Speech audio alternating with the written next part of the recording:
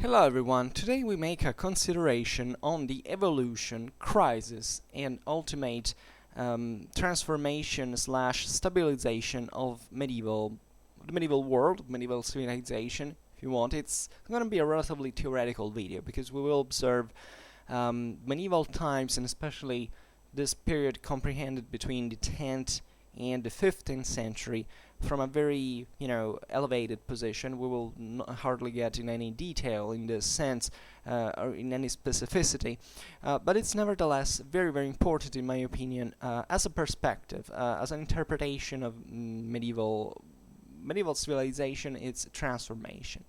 I do this kind of video essentially for one purpose, because it's more than 1 year fundamentally that I started Schwerpunkt, and I must realize that the general interest towards the Middle Ages is low. It's useless to deny it. I realize that most of you naturally follow me because they're interested in medieval times, because most of the videos I made at this point are about these topics, and therefore chances are that, at least at this time I'm making the video, most of you listening to me is actually a medieval history lover and something like that. But I must say that even in this realm, the interest towards medieval times, especially in popular culture, so from the average person, I'm not, pointing at anything in particular, but the average person that gets acquainted and interested with the Middle Age in the Middle Ages, and this can really come from any side. Usually does it for very usually through certain preferential channels. Either I think in the last decades there was a kind of revival in interest in both in medieval history and military history. And it's interesting because I happen to be both a medievalist and military historian, and I shouldn't even complain about this, but I do, because even though many people got through this channel chiefly, I think, through movies, through video games, I did also in part. As a kid of the 90s, I had this fundamentally that I had initially, this kind of mythological view of medieval times that passed through certain cliches and stereotypes that, however, that interested me eventually into medieval times. But I think that from that channel appears clear that the interest, in fact, is not, I would say, for medieval times as such, or at least it is towards medieval times, but in this kind of, in fact, very stereotypical and narrow way that takes into consideration, and you can see it in even in this last series that are coming out about the Middle Ages or medieval-like settings, etc. That it's still so stereotypical. I mean, albeit the audience has showed, has proved fundamentally to have a particular, an increased, I would say, historical interest and in historical demand for historical accuracy, for instance. The general response, I don't know if it's just a matter of market or lack of artistic talent or whatever. It's still the same old story, the same old picture of medieval times, this kind of gloomy, weird setting where everything gets down to very simple relations into which animosity and individual prowess from a sort of physical or spiritual point of view has the upper hand. Everything is kind of senselessly brutal, and even in terms of strictly of material culture, etc., it seems that there are always this kind of fix images in mind, with the same people, clothed and in the same old way. In the usual kind of movie style way. This even in what concerns military history, this kind of relatively similar and strictly medieval fighting style, if you want. I don't know how you could better define it, but it's as if the Middle Ages are represented always as a sort of monad, on its own, never perceiving the most obvious concept that the Middle Ages, as it's widely known, at least in every kind of academy, never existed. and doesn't even need the reason to explain it. And they were fundamentally so homogeneous as in pre-industrial societies, fundamentally, into the ancient world, the early modern era, and the stereotypization, the characterization that we make of medieval times, I believe, suffers chiefly from the idea of times and spaces that were sort of idling from a social perspective. I mean, the idea that the Middle Ages were a static moment where nothing happened, where everything was kind of dark for a way or another, and then all of a sudden, this is the typical positivistic obsession that I think the average Westerner, including, not including me because I'm not, because as a Westerner I can't speak also about negatively about the West without hypocrisies. That has that at a certain time that the Renaissance popped up because something scientifical, technological triggered this rebirth, and this is something that I believe not even in schools is at levels of teaching, educational superficiality is ever still taught in to children. This is a completely I wouldn't say even mistaken, it's a completely fantasy-like interpretation of history. The situation, the thing never happened like that. Your Western societies, now I'm tired of making these generalizations, like, talking about, in fact, medieval times as such, or Western world. It doesn't make much of a sense. But let's say what we call medieval, at a certain point, evolves. And what it's not properly understood, I believe, is that this evolution started from the medieval society itself. It didn't start from something external that came and brought up this world as if, up to that point it had no chances. Everything was irremediably inevolvable, unprogressible. I'm inventing words now, I believe, but just to make you to give you the idea of what I'm trying to explain. And today's video wants to be a challenge, of course, to this kind of thinking that, if you have already watched some of my videos, some of my videos of mine on medieval society, you have probably realized what I'm talking about, especially when I deal with science, literature, and explaining the Renaissance, etc. I basically always touched this topic. But this is what I would like to give you today, is that this perspective of a society that fastly and rapidly evolved. Indeed, medieval times were a moment in pre-industrial world where growth was particularly accelerated. I'm not making it a point of development necessarily, but in terms of expansion and of growth, definitely medieval times, especially in the High Middle Ages and before the Great Crisis of the 14th century, were a moment of great of steady growth, of rapid growth, of incredible growth that even other areas around Europe fundamentally did not experience at the same level. Europe, especially continental Northern Europe, up to early medieval to high medieval times, had remained fundamentally backwards, even compared to the Mediterranean, the Muslim world, etc. At a certain point, this area starts galloping, and it expands in a way that comes, in fact, at the end of of what we call the Middle Ages, to get fundamentally the upper hand, to be the most dynamic, the most productive, the one with the greatest potential at all levels, fundamentally. And this is perhaps the greatest characteristics of our Middle Ages, I would say. I don't want to use this appropriation saying our Middle Ages, but it's still important to remind that this is an important, even cultural perspective, because what happened in Europe didn't quite happen in the same ways, in the same measures elsewhere in the world, even in a time that are normally conceived to be, like darkness and nothing else.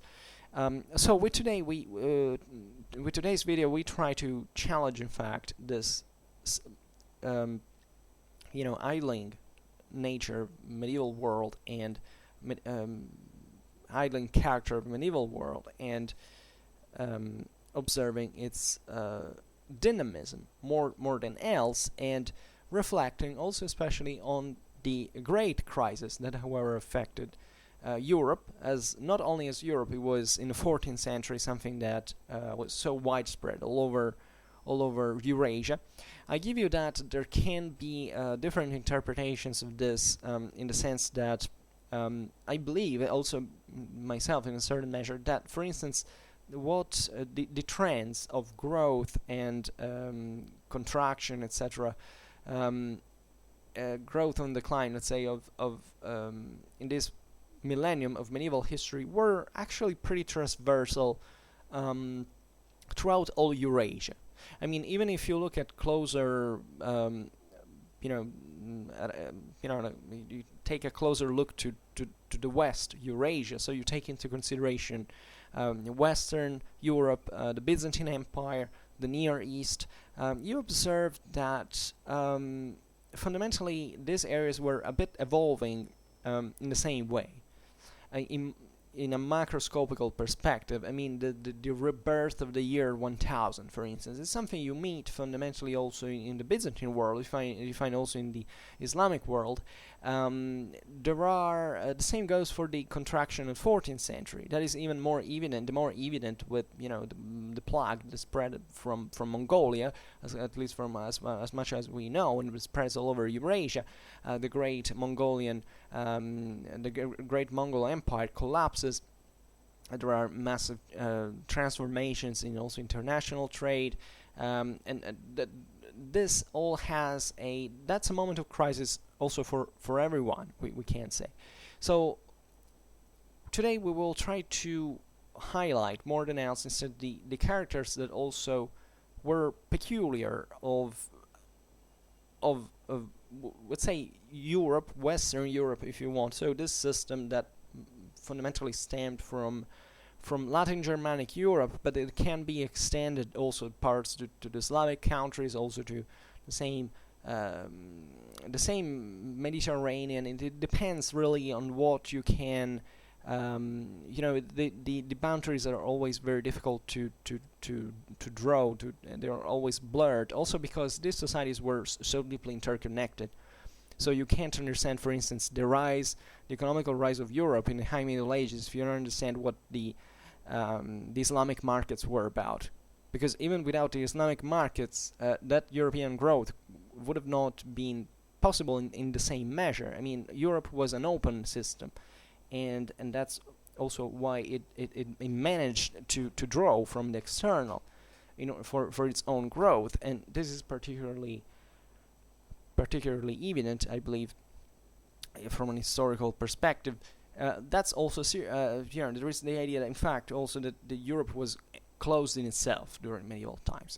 That feudal economy was stagnating. That it was a closed system. That everything was dark. Oh, what a terrible thing! I believe that there is not a single manual of medieval history around in any credited university that doesn't state the exact opposite, fundamentally speaking.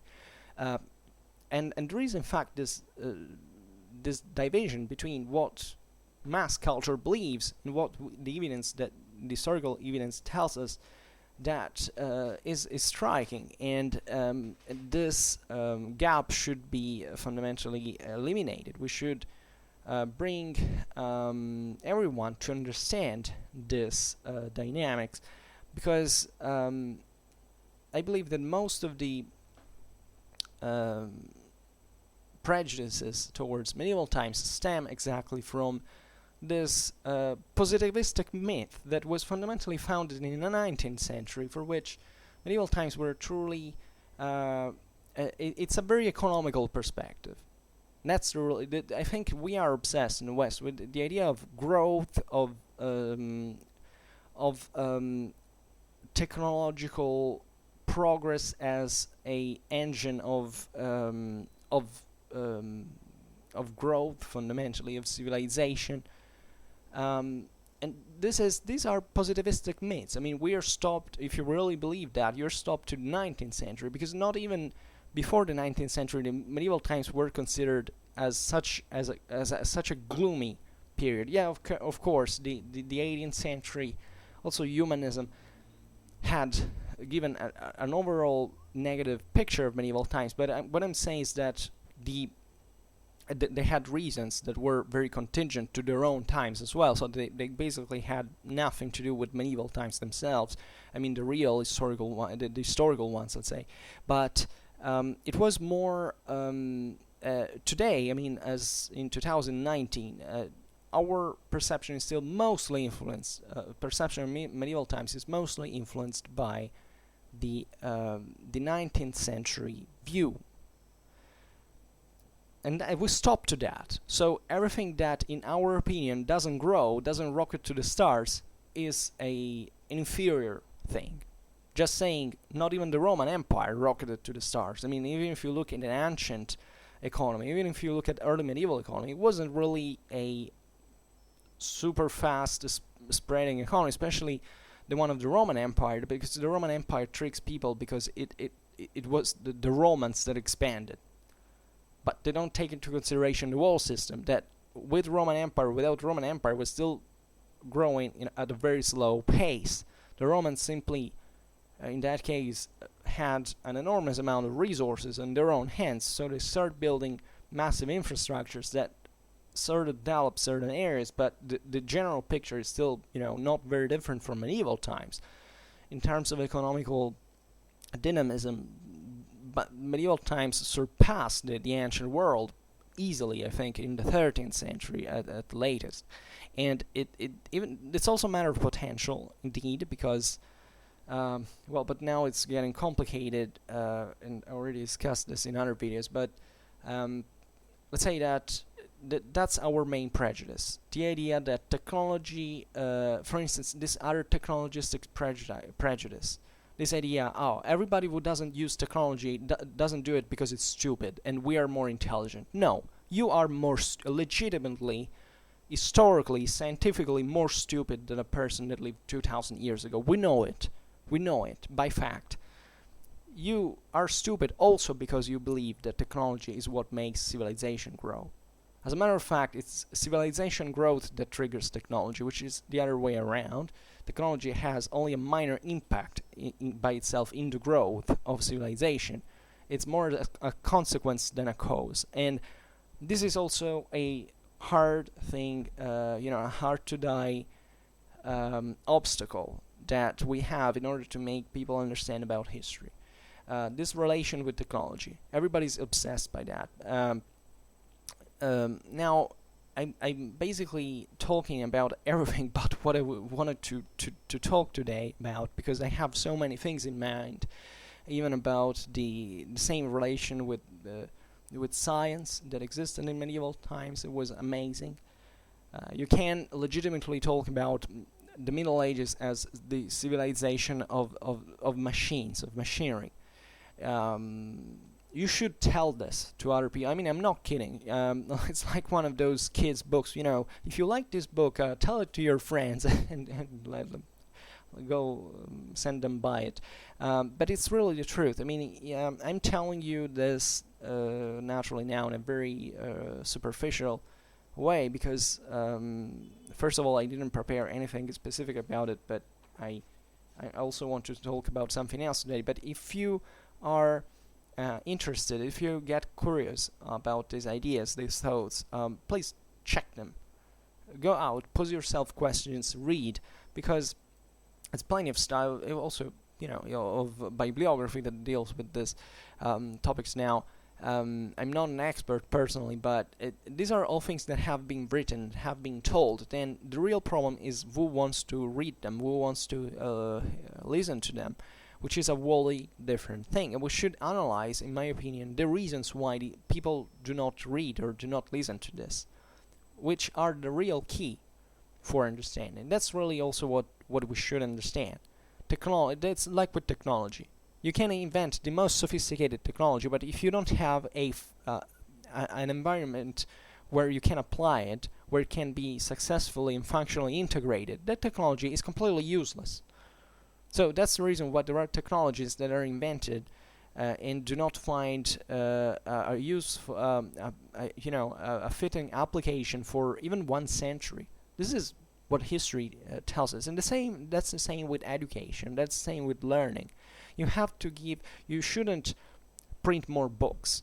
I mean, hopefully we should print more books in general as a civilization, but what I'm saying is that that's not sufficient alone. You should understand why, first of all, why people do not read, why people hold these beliefs, and hitting on that's the Schwerpunkt, in fact. That's not producing more, doing more, because otherwise what you do is fundamentally idling, stagnating. Even as a society, there are stagnations in societies. They do happen. In the medieval times, as we will see today, were a time in which this stagnation was immediately surpassed. That even before it started, this civilization had found the right measures, the right systems to get it past, fundamentally. And this is what I don't see today. I mean, today we surely have set certain good structures and means, and we have also a world that functions pretty well. If you think about it, naturally, it's completely normal to think that your current times are negative. This is what that are kind of worse than those who came before. With exception of the Middle Ages, everything that came, that happened, is better than the Middle Ages, in the average in pop culture. But it's always been so. But I fear today that what we really lack is that we got so diversified, in the sense that we got so hyper specialized and sectorized, etc., that we lost the general picture. The picture of the whole, and therefore we all do legitimately good in our own field.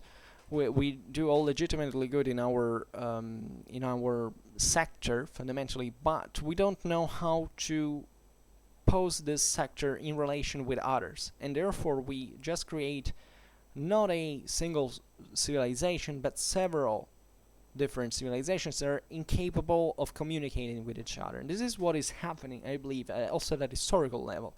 That history is not necessarily less taught or worse taught, but it's simply that there are people who are lacking the interest for learning it.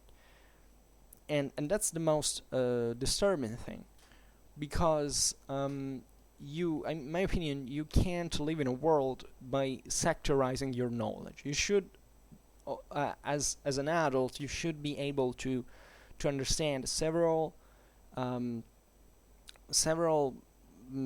whole spectrum, fundamentally, of knowledge, at least in the essentials, and that's what we get schooled for, essentially. So not that we have to understand. I don't know. I'm a historian. I legitimately know nothing about medicine. But I even as a military historian, I should know something about medicine, about military medicine, about things, and I do in part, at least. Now I made a bad example because objectively I got interested somewhat in medicine back in the day. But it's not that I don't know anything about some topic that I've always wanted to know about it. At least that's the standard. That's what the base should be. Because one thing is, it's even in fact a matter of prejudice at this level. It's like saying, I don't want to know anything about this because it's useless. This often happens with history. So I legitimately know very few about medicine, but I still say, wow, that's cool. I want to learn about it. If I had more time, I wish I could pick a medicine book and read it and learn it. And that's at least the attitude that you should have, even if you're not going to do anything with medicine in your life. And I know that there is a balance. We can't know everything, but in fact, just the essentials. And what happens with history instead is exactly this: that most of the people who do not get interested into history not only think that not only do not know history, which is one thing, but they say it's useless, or they don't understand its importance, or they think it's boring, or I hear this all the time. Let's be honest. How many people do you know that reason like this? I know lots of them. And I think it's stupid and dangerous because it often happens at this time, also in fields that wouldn't make you believe about it. I mean, even among the same historians, to me personally, it happened to meet people when I was at university that I don't know. They said, okay, I'm a medievalist. I don't have to learn about contemporary history. It doesn't make sense. It doesn't make any freaking sense. I do find them, and the worst about this is that these are perhaps some even of the best learners, because they say, I want just to focus on to that because I'm an expert. I'm good. They're very good students, but what you realize is that their mind is narrow. It's a tunnel vision fundamentally. They don't know about. And it's not necessarily they don't know, but just say, okay, I should sectorize my interests, because the more I do it, the more I'm successful in that into that in life in general, in my career and so on. But I think you can't have success, especially in subjects like history, if you don't have a kind of encyclopedically oriented interests. Because if you close yourself, if you close your mind to further knowledge, you can't suffer much of it, and it's not really good for you. Then, of course, every story. Sorry, I'm today my English really sucks more than the usual. But really, every story is different because I can understand. Also, I remember I didn't want to make certain exams because I thought they were extremely boring. It was not based on, but I think that because the topic was really boring in itself. I mean, I wish I could have done something else that was more interesting, more useful for me. That's also perfectly fine. But as long as you stay open to new ideas, that's really a point, because that's what the power of your mind really is about. It's not about actually knowing more, quantitatively speaking, but it's kind of on the power of your learning that is better. The objective is not to learn everything, but not to have problems to learn new things, because as soon as you're acquainted with something you need to know, that you can have the measures to absorb that information, to process it, to absorb it, and to make it your own. That's the trick, I must say that. Also, that's how the human mind works. Also through the growth, you realize that, I don't know, certain things that maybe in school you found so difficult, you had so many difficulties with, for instance, tendentially, or it was something difficult to do or to learn, etc. Now, after university, you say, okay, I read them. There is no really big problem. Why? Because it's as if your mind had expanded at that point. So as long as you keep expanding your mind with more ideas, with more capabilities, you can do it arguably still in your own field. I mean, but as far as I've seen, in fact, it's not even a matter of the actual topic you learn about. It's about the way you see, you conceive learning, that really makes the difference. It's plenty of professors, of people who have such high standards, even from an academical point of view, and that you realize they're completely ignorant about everything that goes out of their field of research. And at that point you realize that those are morons on their own, because even if they're fine at they're good at what they do in that particular field, but you talk to them and they're humanly despicable. Maybe usually it's rarely like this, but in the sense that fortunately everybody who has a certain level of education at least has a certain level of intelligence at least to deal with. But that's the point. But it's because that person had to learn a lot of new things and knows that you can't reason in terms of black and white when you deal with reality, but you have to find new measures, new instruments, new criteria in order to get into the gray area that is legitimately also the most interesting, because if life was just in black and white, it would be extremely clear what to do, and in that sense we would also lose the interest in progressing, because we have these two absolute evidence, these two absolute opposites. Instead we have a gray area, a middle ground that is difficult to understand.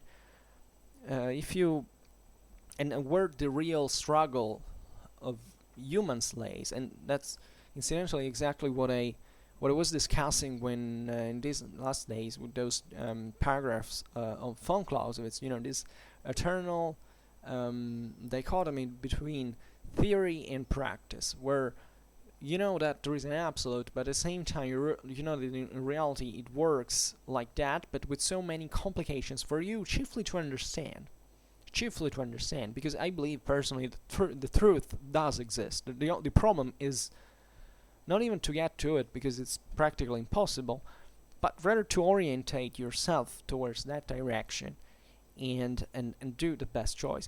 If you lack a compass in this sense, you can spend your whole life turning around one place and going nowhere, because you may be content with your life currently, but you basically don't go further, and you reduce your possibility, your capabilities, your chances even to improve.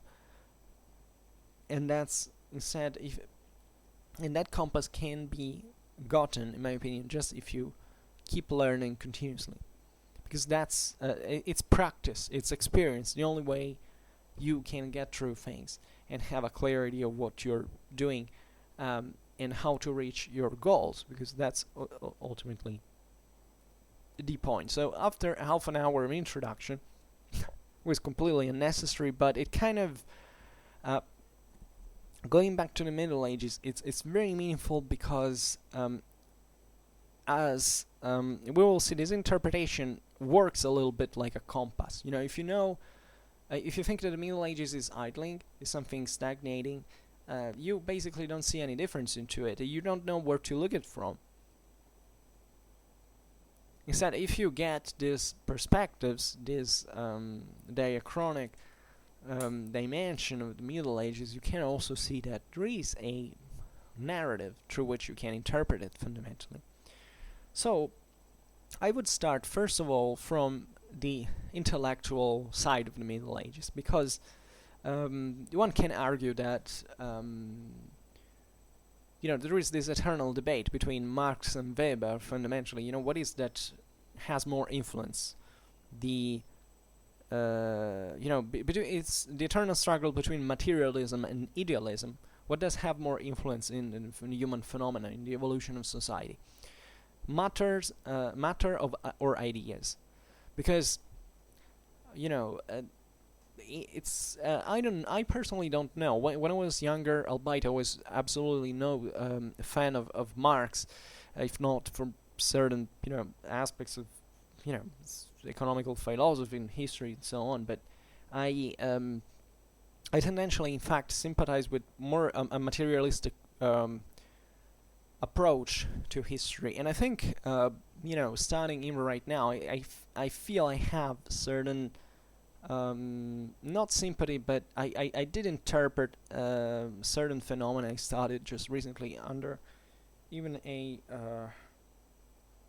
material point of view. Of course, there is this historical materialism is important, because thinking that history is just thoughts and ideas means that you're not acquainted with reality, fundamentally speaking. Even if you study things like military history and so on, you know that you can't do much without the matter, without the physical side. I'm saying this because today I think there is a great, it's very fashionable, especially in medieval history, to talk chiefly about ideas, theories, the theory of kingship, the idea of politics, the really all very abstract ideas. And you know why? Because it's easier. because you get fundamentally to study the thoughts of a couple of sources that were written, I don't know, in the Middle Ages, where they were just like those 3 or 4. You compare them, you dissect them to see, where those guys took the ideas from, the ancient, the fathers of the church, that new political ideas, etc. And you just look at the patterns, try to study a system like, the evolution of the story, the military history of one city in a given time, and tell me whether it's so I don't know, maybe they're they're objectively not so different in terms of difficulties as exercises, but nevertheless I think that historical materialism is also abandoned, and because we know relatively less about strictly, historical materialism also entails some sort of scientificity of quantities, of data that, are of fact-checkable measures fundamentally. That's difficult to obtain, but especially in military history, you realize that there are so many other indicators that, in my opinion, make medieval sources also extremely, even as vague as they can be sometimes, but extremely meaningful and enrich of information. But the intellectual side, nevertheless, is very important. I was saying that at the end of the day, I ended up to give possibly an equal importance to the two things, because even the idealistic side is very important, as long as you always keep it intertwined and tied to the material one as well. If you don't have material to move through your ideas, what kind of, what did you do that for? I mean, what is that you think that ideas are for fundamentally? So what emerges into, and believe me, ideas can really change the world. They do. Even a single person can change massively the history of the world. We all know it, of course. But when you go in the realm of statistics, when you get fundamentally too tied to, in fact, to materialism, you tend to say that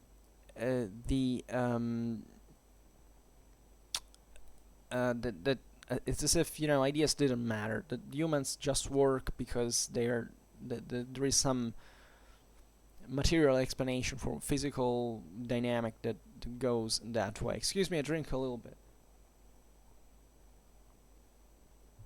This is eventually not true.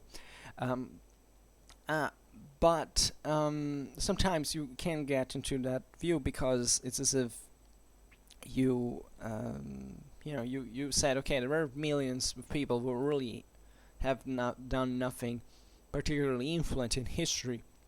They just lived their own life, and so, well, those people also changed everything, really, even a single one, even if you don't see it, but the human interactions really bring to such. They're very difficult to track, I give you that. So it's easier to, if you have that kind of approach to, if you have enough evidence, enough sources, enough material, you can solidly say, okay, I don't have any data on how the ideas of people influenced the actions of single individuals eventually made history changing most of the times.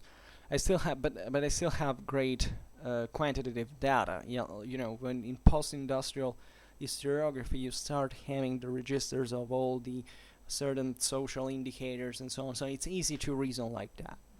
But it's not quite like that. In this sense, that's why perhaps in medieval history, medieval historiography today, we tend to shift towards the idealistic side, because we have less informations. That is valid about material world. That's valid also for the ancient world and so on. So that's why archaeology for most of the ancient world, and even substantial parts of medieval times, is so important as well, because it can add so much to this already scarce amount of informations, and that compensates this lack of, in fact, of material evidence that archaeology instead brings up once again. However, I think one of the most, if not the most, important intellectual um, achievement of medieval civilization, at least in the High Middle Ages, that is really extraordinary under so many levels. And it's a pity I didn't make any video now specifically dedicated to it. Is definitely the evolution of the scholastic culture and organization. So, that scholastics is this great chapter of medieval thought, of philosophy, a great reorganization of knowledge under essentially a new system of thinking that was taking into consideration fundamentally an all-encompassing philosophical system which framed reality and knowledge into this well-defined order and hierarchies, and tried to give this great unifying synthesis of the world, or at least of its interpretation, and from which let's say the apex of what is considered medieval civilization really occurred. And this is, it's a very controversial way of narrating this, because this really happened, really. But the problem, in fact, and the question that you can legitimately pose is, this is mostly what the intellectuals of the medieval world built. We're all aware that the intellectual achievements of that world were based on certain more material conditions that favored, in fact, and allowed and triggered such great philosophical constructions to be built. But can scholastics in itself serve to illustrate the more general developments of the European medieval society? Is it really where it all came from, and was there something more to it? Was universalism also in its scholastic interpretation really what the Middle Ages was in thought, in everybody's thought, in even the ideas of the commoners, of the peasants, etc. Of course, this gets a bit more difficult to debate, because chiefly we don't know what the peasants believed, what the peasants thought, and we have great difficulties that now are also very difficult in turn to explain, to interpret medieval times, chiefly and especially this moment, especially in starting from the 11th to 12th century, through this new worldview that emerged from the scholastic thought, fundamentally. So, nevertheless, it's a very interesting interpretation. I personally like scholastics in the way it really tried to describe that era. I truly believe that the scholastic thought had a if anything, also an impact on the lower classes in making them understand what the world was really like. Of course, the peasants didn't understand much about philosophy in general, but there is this idea that has been brought also especially by the French historiography, that has been the one that has praised the most this new philosophical system, because it fundamentally corresponded not just to an idea, a theory, but it basically was meant to impart, consolidate the same political and social order. And this idea is that even though the peasants, of course, were not philosophers, they couldn't read, they couldn't write, but they still lived into a world that through pictures, through images, etc., that were extremely, as it's widely known, and extremely powerful political language in the medieval times were, however, thinking to be framed into that system. Now, there are certain scholars who said this is not really true. This is not really true, and I agree, because we thinking that this system was fundamentally encompassing the whole medieval society is wrong. Even in the centuries of epochs of scholastics, in the 13th century, for instance, etc., because such thoughts were emerging chiefly from certain specific centers in Europe.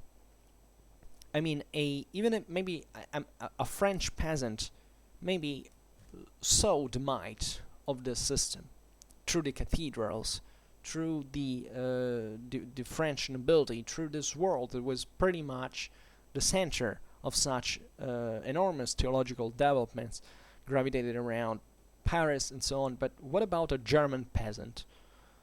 What about a Volhynian peasant? What about what was the view of the medieval times?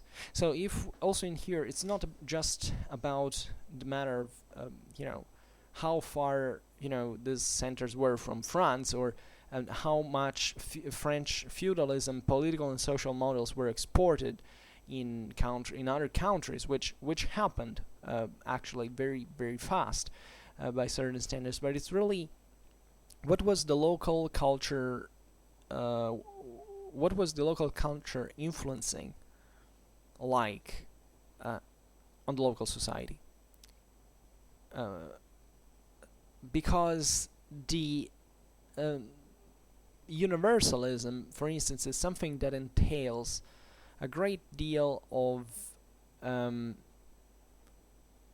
in part of not really of dependency from an intellectual point of view, but at least the idea that you fully that you're somewhat driven, or you see yourself, however framed, driven by you see yourself somewhat framed into the system.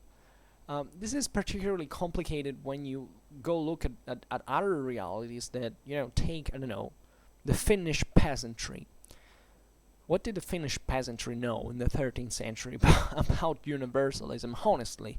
I mean, even if, surely, through Scandinavia, through Sweden, or go to Finland, there could be certain political models, etc., and certain ideas and worldviews that could sometimes even enforce that perspective. We know that structurally speaking, those societies were living in a completely sort of very different fashion. What about the Italian communes, for instance? The Italian communes were surely very close to universalistic thought. They were also the cradle of many developments of certain new political theories concerning universalism and so on, that partly also enriched and surpassed certain ideas, certain thinking. This is especially in the 14th century. But in those cities, for instance, there was a much more what we could call, without too many exaggeration, as a secular thought. For instance, what about the idea of making money? The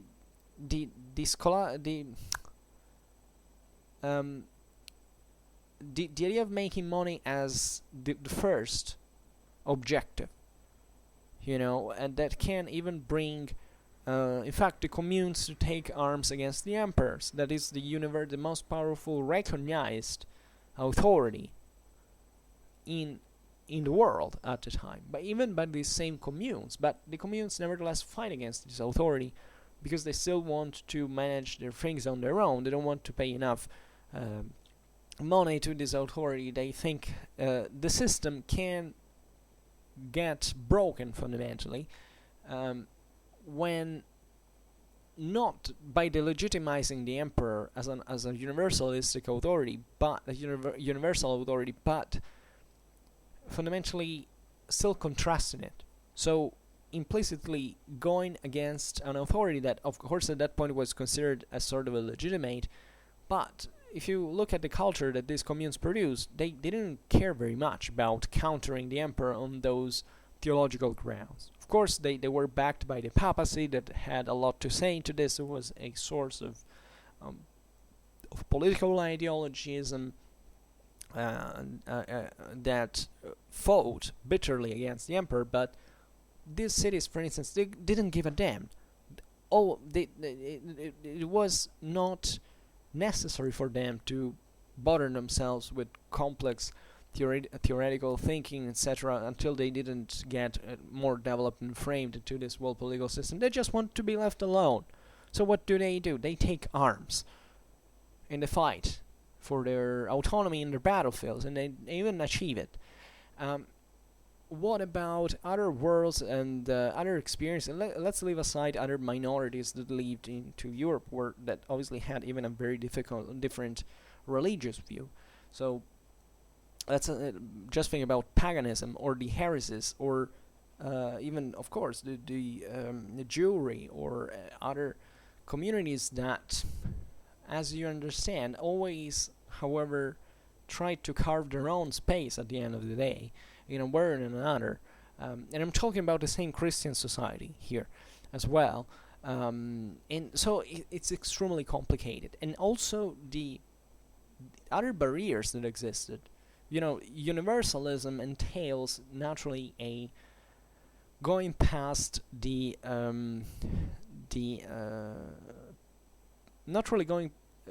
essentially ruling over the whole world that is a very diverse world. But this diversity fundamentally cannot be eliminated into universalism. And therefore, first of all, universalism has the duty to deal with these different realities. And what both the emperors and the popes tried to do, obviously from this perspective, was to homogenize the world. It's trying to lead all these various communities to a sort of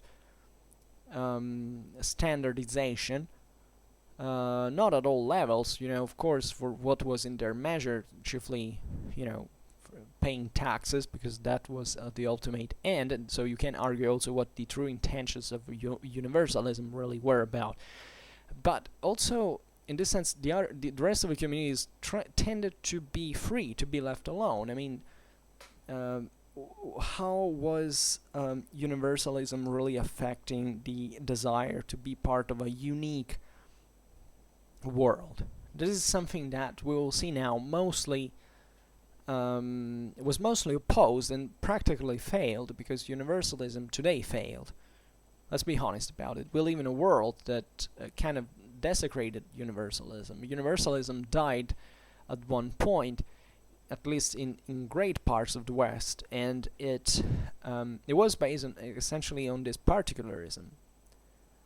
The nation, for instance, the nation state became the new homogenizing factor, the new horizon of the individual, etc., which was limiting, because it went past this true medieval ancien regime view, for which it was not really about where you're born, at least in theory, or what language you speak or what you look like, but the important was that you were Christian, for instance, and belonging to a system that was ruled jointly. So medieval times obviously had a compromise between these several tendencies, and this is arguably part of what the medieval civilization was really about. I mean, in its true progress, in its true development, in its true expansion. Because you can't simply go out there and claim that you are a universal authority without getting those instruments that are necessary to deal with these enormous diversity that existed at the time.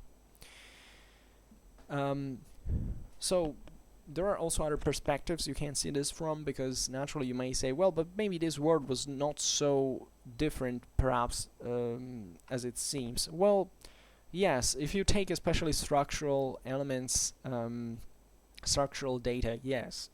Medieval societies were pretty much similar one to the other.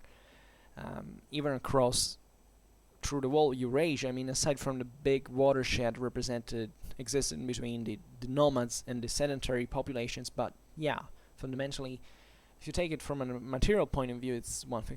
But there are also, in fact, ideas. There are different languages, as we were saying, different beliefs.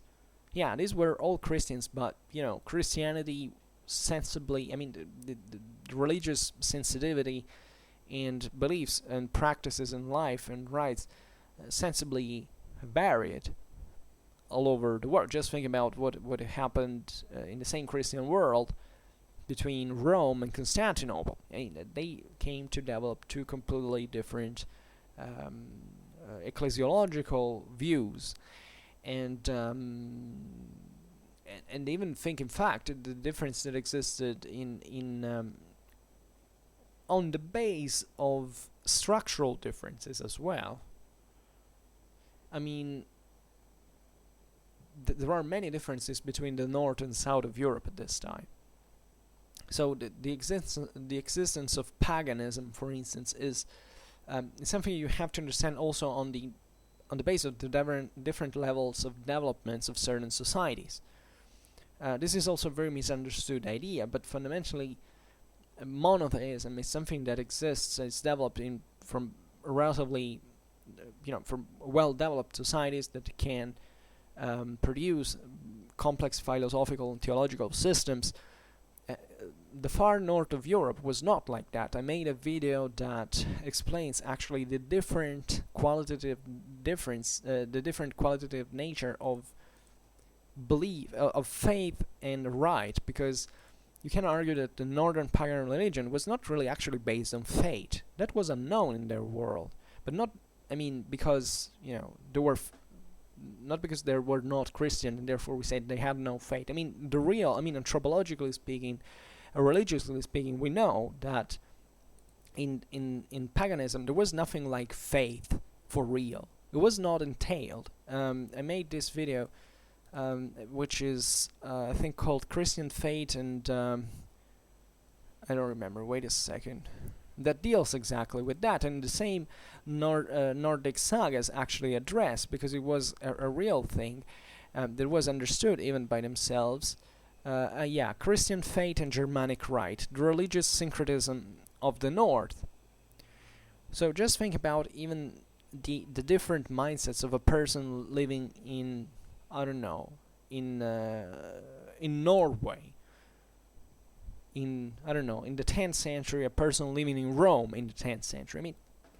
It's radically different in so many ways. So that's why also the evangelization of Europe was a work of civilization in many ways, because it was not just going there with arms. Most of the evangelization of Europe didn't take at all place through arms. Like, this is also another obsession so many self-proclaiming progressists think about, that people were Christianized mostly through violence. This is not really true. Christianism actually spread largely by itself, and even the same evangelization sometimes was pretty formal. There were areas in Europe, we know, that were formerly Christian, but were kept believing in all their ancient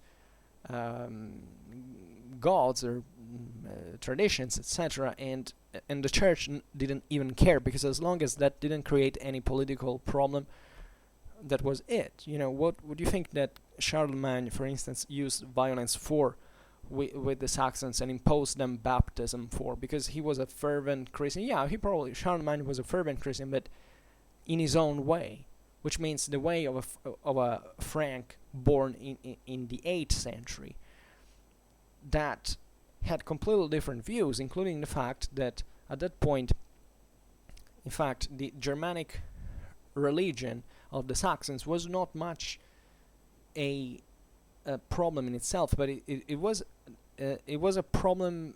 It was not a problem from a religious point of view, from a doctrinal point of view. The Germans didn't have any, in this sense, theological weapon that they could, oppose to eradicate. The real problem is that Germanic religion entailed a rite that was at the base of the legalistic practice of that society. So wiping that out meant that society was fundamentally was to be reorganized on the laws of someone else. that had nothing to do with religion in this sense, or better, they were chained to religion in the measure in which they established a social control on their own. Pagan religion in this sense was not meant to make you believe in something. It was meant essentially to check you from a political point of view. Let's say into a society you couldn't do certain things without the permission of the rest of the society. And this was gloved into a religious fashion with all these rites and all these things. But at the end of the day, that's what and that's why priests were so important, for instance, because they had, even in talking pagan society, they had also the very strong political power, because they could dictate fundamentally whether you could, I don't know, seize new land, for instance. Because if it had been for the just the will of it, there was a social pact fundamentally. So that's why the Saxons in that case during the Carolingian conquest were so resilient, because they understood at that point it's not that they gave them so much about being Christians or not being Christians. The Germanic rite, the Germanic religion was perfectly compatible with Christianity. They could perfectly coexist, and for centuries they coexisted. This is also what is never told out there, that you don't need to abandon your rights, your pagan rights, in order to become a Christian. This is what happened in the north, and in the far north. It's not that there were missionaries going to slaughter pagans because they didn't want to convert. It was extremely gradual. It's simply that you don't get that story because it's less impressive, because nobody died, in fact. But it's nevertheless how most of Christianization practically occurred. And yet you find so many people babbling about, oh yeah, in that episode that the Christian missionaries slaughtered that people. Yeah, but first of all, were you there? You know what that source is really talking about? Because most of the times, by the way, there's also this to consider, the famous slaughter of Verdun, for instance, the ends of the Franks. It seems that it was this idea that the Saxons were refused to be baptized and were decapitated in thousands, if I'm not wrong. That's a Carolingian source. And the Carolingians were actually stressing the violence that they used, but possibly at Verdun not as many Saxons died. As a matter of fact, probably just certain chieftains were beheaded, because they represented in this sense the head of society. But we don't have an historical, an evidence that really those people died. All the evidence you have is that there is a text that writes this.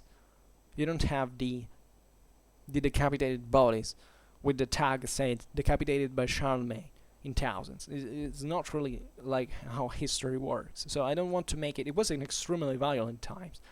Evangelization passed through violence, passed through oppression, passed through massacres. It is true, but you have to distinguish when and where it happened, because most of the times actually it didn't work like that. And we know, as a matter of fact, it didn't work like that, or at least we don't have any actual evidence to say that there were slaughters of any kind in most of these cases. But aside from this, which is nevertheless important, and it reveals you partly what the fundamental contractual nature of medieval civilization was, and also this is particularly important because before the invention of the state as a single source of law that was invented with the Code Napoleon, and that was expanded to fundamentally all what the today's civil laws countries. What existed before was this kind of particularism. Was this, juridically speaking, the world was ruled fundamentally by certain kings that were fundamentally entrusted the defense of the local community's rights, and these rights had been fundamentally built on their own in a completely autonomous way. And it was very heterogeneous, and this system had emerged, in fact, through these relations between these various communities. So from one side, naturally, we can praise the equality of this, the relative equality of this system, saying, okay, we have our own rights, and we want them to be respected. At the same time, we can say fundamentally, yeah, okay, but you don't know how you acquired your rights. Maybe you acquired rights on that land because one day you stole it, sword in hand, to someone else. But the important thing is that realizing that this system emerged fundamentally from a contract, from a social pact. It was not imposed all with the on the point of the bayonets like it happened with the nation state. It was fundamentally bargained. It was negotiated. And this is how it went on fundamentally for centuries. And at this time, especially in the Middle Ages, it was still very fluid. I mean, it was still a system that could be, the most fluid time probably was the 10th century, that there was a progressive crystallization through the rest of the centuries, because in fact there is this kind of crisis and stabilization that we will see having happened in the Middle Ages at one point. But even in there, the system stayed kind of open. It was still kind of open to possible variations. And talking about this, and trying to answer the question of whether scholastics fundamentally reflected the evolution of European society, even at a non-intellectual level, we can say that fundamentally between the 11th and the 12th century, as you know, on the wake of this extraordinary, I would say, economical and endemic expansion, the West was discovering fundamentally in creating new spaces that were in fact both spiritual and both material. So you have also in here Weber and Marx going hand to hand, if you want. I mean, you have both a great physical expansion of the world. You can realize that for the expansion of cultivated land, for instance. But at the same time, you have spirit. You have ideas that are formulated, that are created, that are developed, and that come to look at the whole society. This is also particularly important. It was a society that wasn't any more confined, let's say, in the narrow spaces that had existed into the early Middle Ages. Were fundamentally every country was a bit on its own. I mean, universalism did exist, but there was no kind of unifying factor at a political level, for instance. Theoretically, there was the Roman Empire, but de facto there was nothing, especially in the West, of course. And the think about the writing.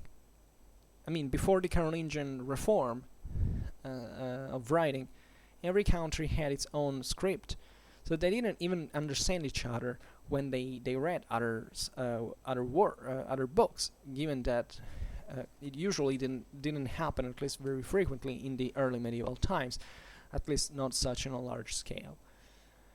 The Carolingian world had set the premises for allowing this far-range circulation of materials, of books, of people, thoughts, all over Europe, because it had given a sort of standard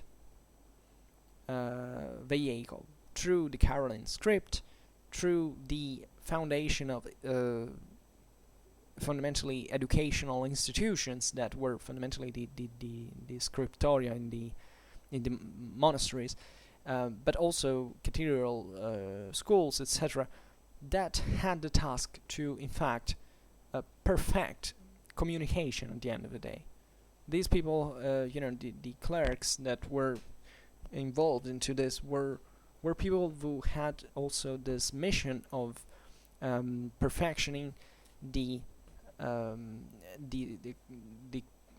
religious awareness of the faithful in the Christian world, were not to expand fundamentally the Christian world, as was happening, in fact, in this in this context, whether with arms or not.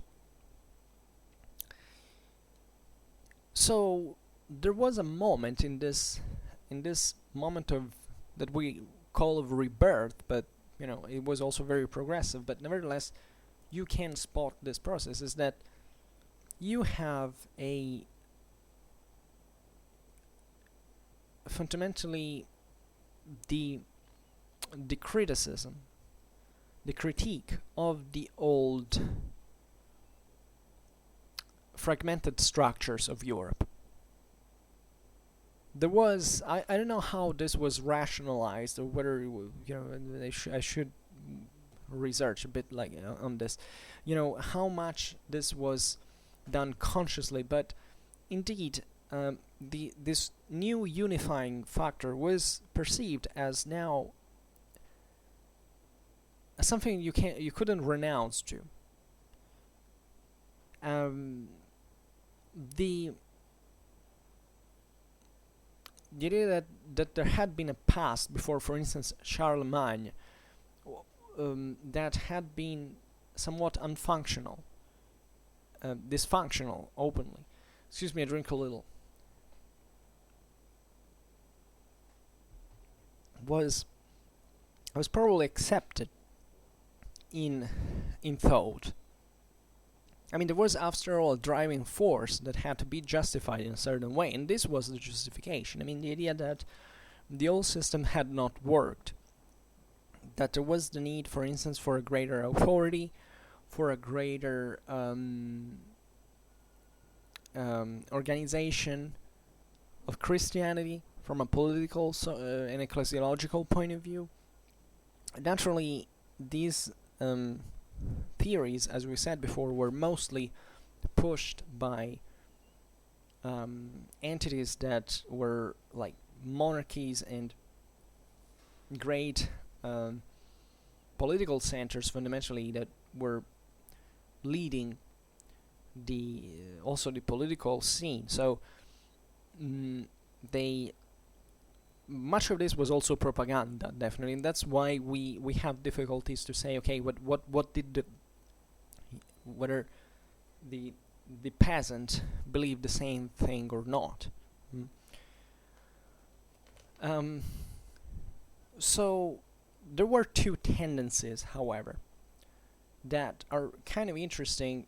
Apparently they can be contradictory, but at the same time, this is the beauty of the medieval times, that universalism in a way or another came to encompass. So from one side, you find the multiplication of extremely different experiments in every field of thought and of action. From the other side, you see the strengthening of more aware and accentuatedly aware will to frame people in a sort of unitary system. So this is, I mean, one was probably fueling the other, because from one side you have a great moment of material expansion, and you have to give an order necessarily to it. You have, even to legitimize this, you have to give it a sense. You have to give it a rational organization. This is what also the seigneurial system really worked very, very hard for. As a matter of fact, it wasn't, much of the Ancien regime was not forged, in fact, and was not so alive because of the eventual statal formulations that started to happen from the Low Middle Ages onwards, but rather from this seigneurial system that at the base was really very strongly Indo-European in political and juridical practice, because it was based, as we were saying before, on the idea that there was a free contract between freemen, in fact, for which one was put in charge of the whole situation by the others, in a social contract from which theoretically these other freemen could recede. Of course, we know that the lords eventually took over the system. They had the upper hand, they had an advantage, but still the system still worked universally like that. So these lords weren't really pretty stable also in their own leadership. They were struggling against each other. The local communities were participating to this struggle. So the dynamism remained pretty much alive. What I like to remind all the time when I talk about this political balance, especially in the High Middle Ages, is that actually even the peasant communities, so the poorest ones, were pretty active at this point. The myth of the peasant treated like a slave working land is something that gets, becomes truer towards the end of the medieval times, especially in the modern age. High medieval peasants were relatively active in dangers, and they created also several problems to this. And we always bear in mind that we know this because we don't get. Also, we read history through the filter of those who wrote at the time, who were often enemies of the peasant communities. The best documents we have of these struggles are from the monastic sources. Monasteries were extremely powerful territorial lords. They tried to expand even with force into the countryside, and they tended to preserve those documents, only those documents that derive from the concession of that they diplomas fundamentally had been emanated by the public authorities when they won a cause, not when they lost it, because of course they on the contrary, they tried not to preserve those. That's also how the story went, that maybe peasants sometimes were the local communities of sort were actually right, and the public authority pronounced itself, spoke in favor of them. So the documents is not being preserved because the public authority had usually still a very poor ability of storing and preserving these documents. The peasants couldn't read, so the only ones who instead usually had these documents preserved were the monasteries, and they preserved only those diplomas in which they had won the cause. So we lack so much perspective also of that part of the world and of that part of the society. That would be very, very interesting to get to know. From the other side, you have, in fact, also the necessity of political authority that needs to emerge fundamentally because it is entitled to do so. At least, think about imperial authority, royal authority, etc.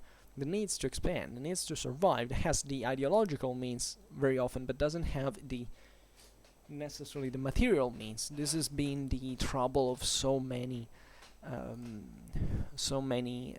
powers in the Middle Ages. That think about the papacy as well. The papacy had for some time a rather weak territorial power, and yet they had an enormous political ideology. So in this sense, you have instead the idea that moves the matter and creates in turn. So this relation is reciprocal, as you understand. So what is interesting, though, is that both these tendencies were seeking the support of reason as an instrument of intellectual comprehension and of dominion of reality. So the reason, ratio, as it was called in Latin, solicited the curiosity and the experiments in every direction, and at the same time more precise definitions of, let's say, more precise institutional definitions that could be universally valid for anyone. Because you don't just come out there and pretend that there is a universal authority out of the blue. You have to legitimize that, and you have to do it fundamentally through a demonstration. It has to be rational. And that's what scholastics was all about. Even the existence of God at this point was demonstrated on the base of science. The Christians took the Aristotle from the translations that the Arabs had made of it, and they initially it was a sort of a forbidden book because it was an entirely self-standing philosophical system dating back to classical times, enriched also by Islamic thought that was kind of perfect. So even in the most Catholic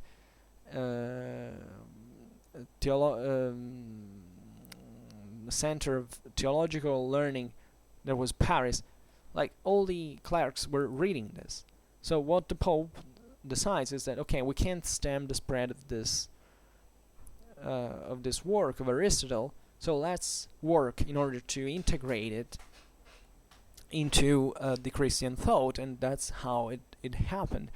And you know that Aristotle was fundamentally a scientist that was demonstrating the existence of God through merely physical and logical process, fundamentally.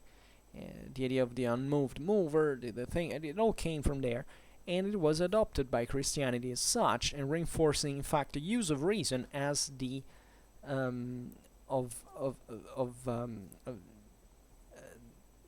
understanding religion, fundamentally. So to giving it even a grounding, because a solid grounding, since at this point these systems were all inspired, in fact, to natural law, which is something pretty ancient, but it's fundamentally what still, for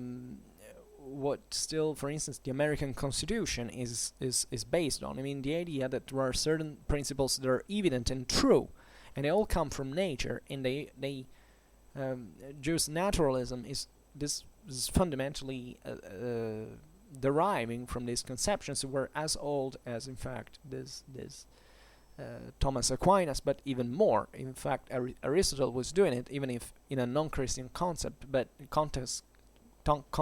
but that was the essence of it. But we still have so much to talk about now.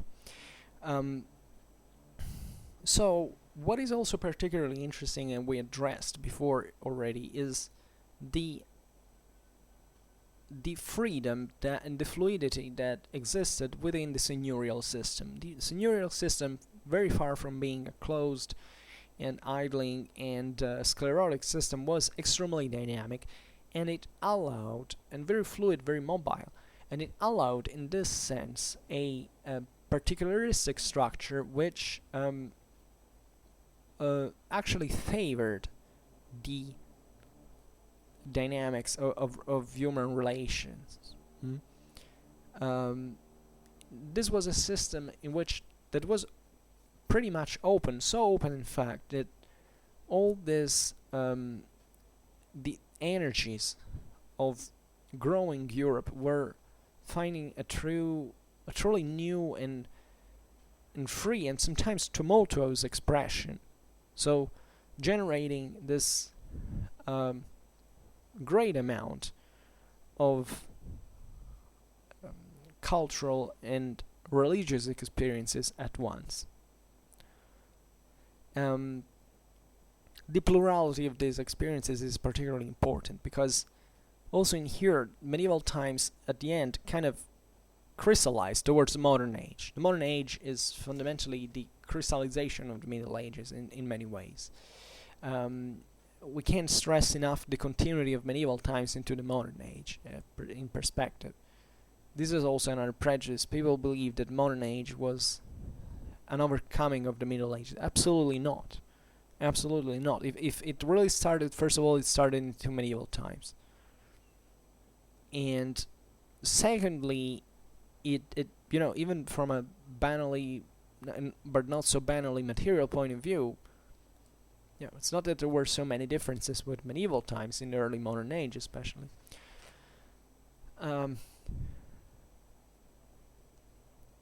but this can be extended even in time beyond. So clerics especially were, the clergy also in general was particularly unscrupulous, much more than monks. Monks were much more traditionalistic in their minds, at least from especially in this phase of high medieval, low medieval times. This is kind of self-evident in the sense that monks were more at least before the mendicant orders were created, were isolated communities, at least from the center, the major life center, we can say. Monks had to be far from cities, not really detached, because this never happened. The monasteries were actually open, monks traveled, monks were used as ambassadors, they went abroad, they went in pilgrimage. So even this idea of the monastery as a closed system is being profitably challenged by historiography. Wasn't really like that. The monks were living within the monastery walls, but they were thinking outside of them, because the meaning of the monastery was in fact this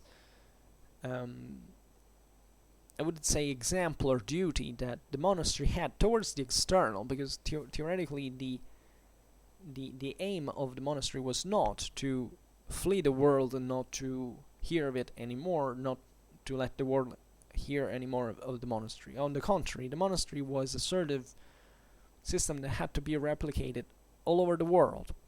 That was their aim. The major aim is that everybody would start living as a monk, and therefore emulating Christ's life. Naturally, also monastic orders had several problems, several evolutions, several developments, but it also contributed to the dynamism of this age. Definitely, however, it was the clergy that live in the cities, so the centers of this great high medieval and low medieval ferment were more exposed to the new ideas. They were more unscrupulous. They had also the lifestyle of this clergy was pretty free. It was mostly the Gregorian reforms that brought to the idea that eventually priests didn't have, at least in Catholicism, to marry anymore. I mean, even before they were seen pretty, not so well if they married, they had children, but were still accepted. Now, also in here, the clergy was progressively disciplined in all of this process. There were stricter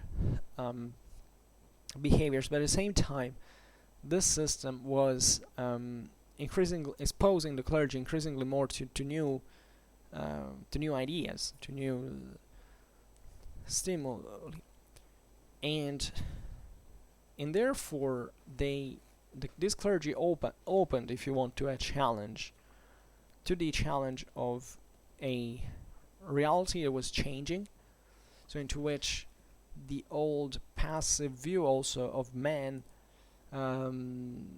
just as a being fearful of God and submitted, etc., now was changing.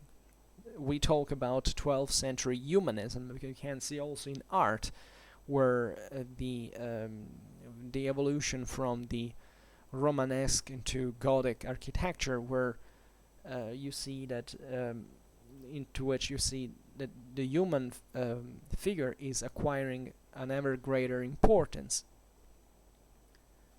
By the 13th century, you see that the human figure is at the center of the world at this point. And this is interesting because, in fact, you can say that humanism in the 14th and 15th century didn't actually invent anything. Much of this thoughts were practically evolving directly from these centuries of after the rebirth of the year 1000, and there was no sensible innovation in in the core idea.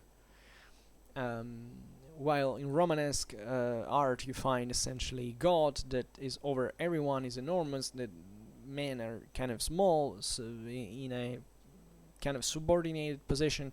Now the relation with God is enhanced. There is a greater active struggle for understanding the same world. And that goes in parallel with the discovery of science, in fact, as a way to better understand God.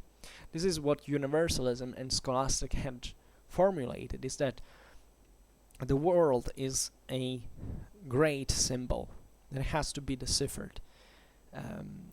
And deciphering this symbol is the duty of a Christian, because God has given the senses and reason to mankind in order to do it, in order to go closer to the truth. So science was seen, the sensorial experience, the scientific world was seen as the way to reach God. And that's why the medieval times actually are the moment in which humans, in absolute terms, in history, and a very few people realize this, have been, to which humans have been more thirsty of knowledge in absolute terms. Because during the Enlightenment, it was not much a matter of knowing more. It was a matter of classifying knowledge. So you were assuming that knowledge was already there, or all it was important now was to give it a classification. It was rigid, was in this sense kind of unflexible, and that's partly how we still reason like. I mean, we reason in an Enlightenment form. In the Middle Ages, there were not these boundaries. In the Middle Ages, every person could find his or own path to reach the truth, and this triggers a much greater originality than, just staying to the book, to the categories that if without which you can't do without. Today, you can't do without those categories, and that's why we make so big mistakes, because we remain sectorized, as I was saying at the beginning of the video. That's the real threat, that's the real problem. In medieval times, it was not like that. Of course, scholastics was also dealing with, once again, from the times of classical Greece into how to create new forms of dialectics, of formulating new categories, thinking about the dispute on the universals, whether there were certain kinds of models that were eventually repeated in reality, or whether every object in reality had its own uniqueness, fundamentally. These were all problems that were also pretty much stigmatized, originally speaking, because they were saying, these are not even Christian thoughts. You should just read the Bible like in the old way. Instead, this gave birth, in fact, to a great scientific development in medieval society, and through which that we by the way, we mostly see, in fact, from a theological point of view, also in terms of political theory, but that was paralleled by a great technological development. I mean, the idea that now this knowledge could be applied also in reality to make things work, to build stronger castles, to build stone throwing siege machinery, to build Gothic cathedrals, to do things that, in fact, up to that point had not been done. Naturally, the reason that it's brought to these developments has to be seen in perspective, historical perspective, and in context. But hey, Romans couldn't build Gothic cathedrals. These people started to do it, and they made it, and they seemingly had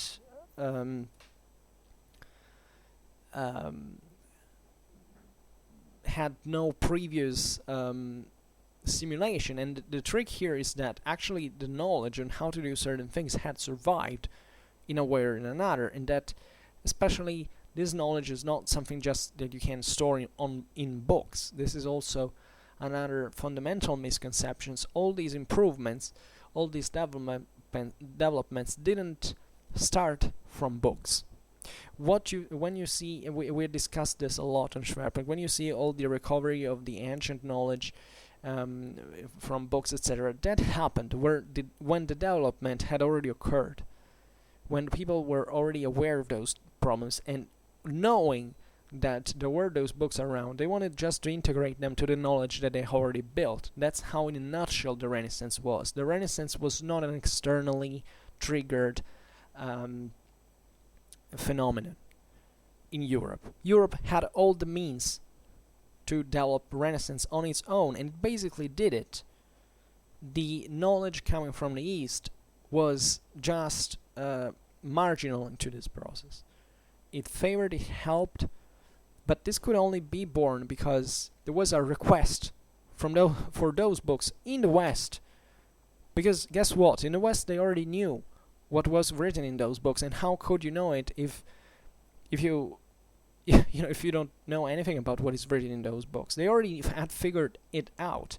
That's how it happened. I mean, this is widely known, and yet you find people over and over and over and over again thinking that this was triggered by Renaissance was triggered by books of the ancient world. No, it wasn't like that. It wasn't like that. That was just a consequence, not a cause. It's hard to make it. I know these are the real problem. And what is terrible is that today we have those problems, and in the Middle Ages they didn't. They didn't, because they knew how to make it work without this technologistical bullshit that we have in our mind.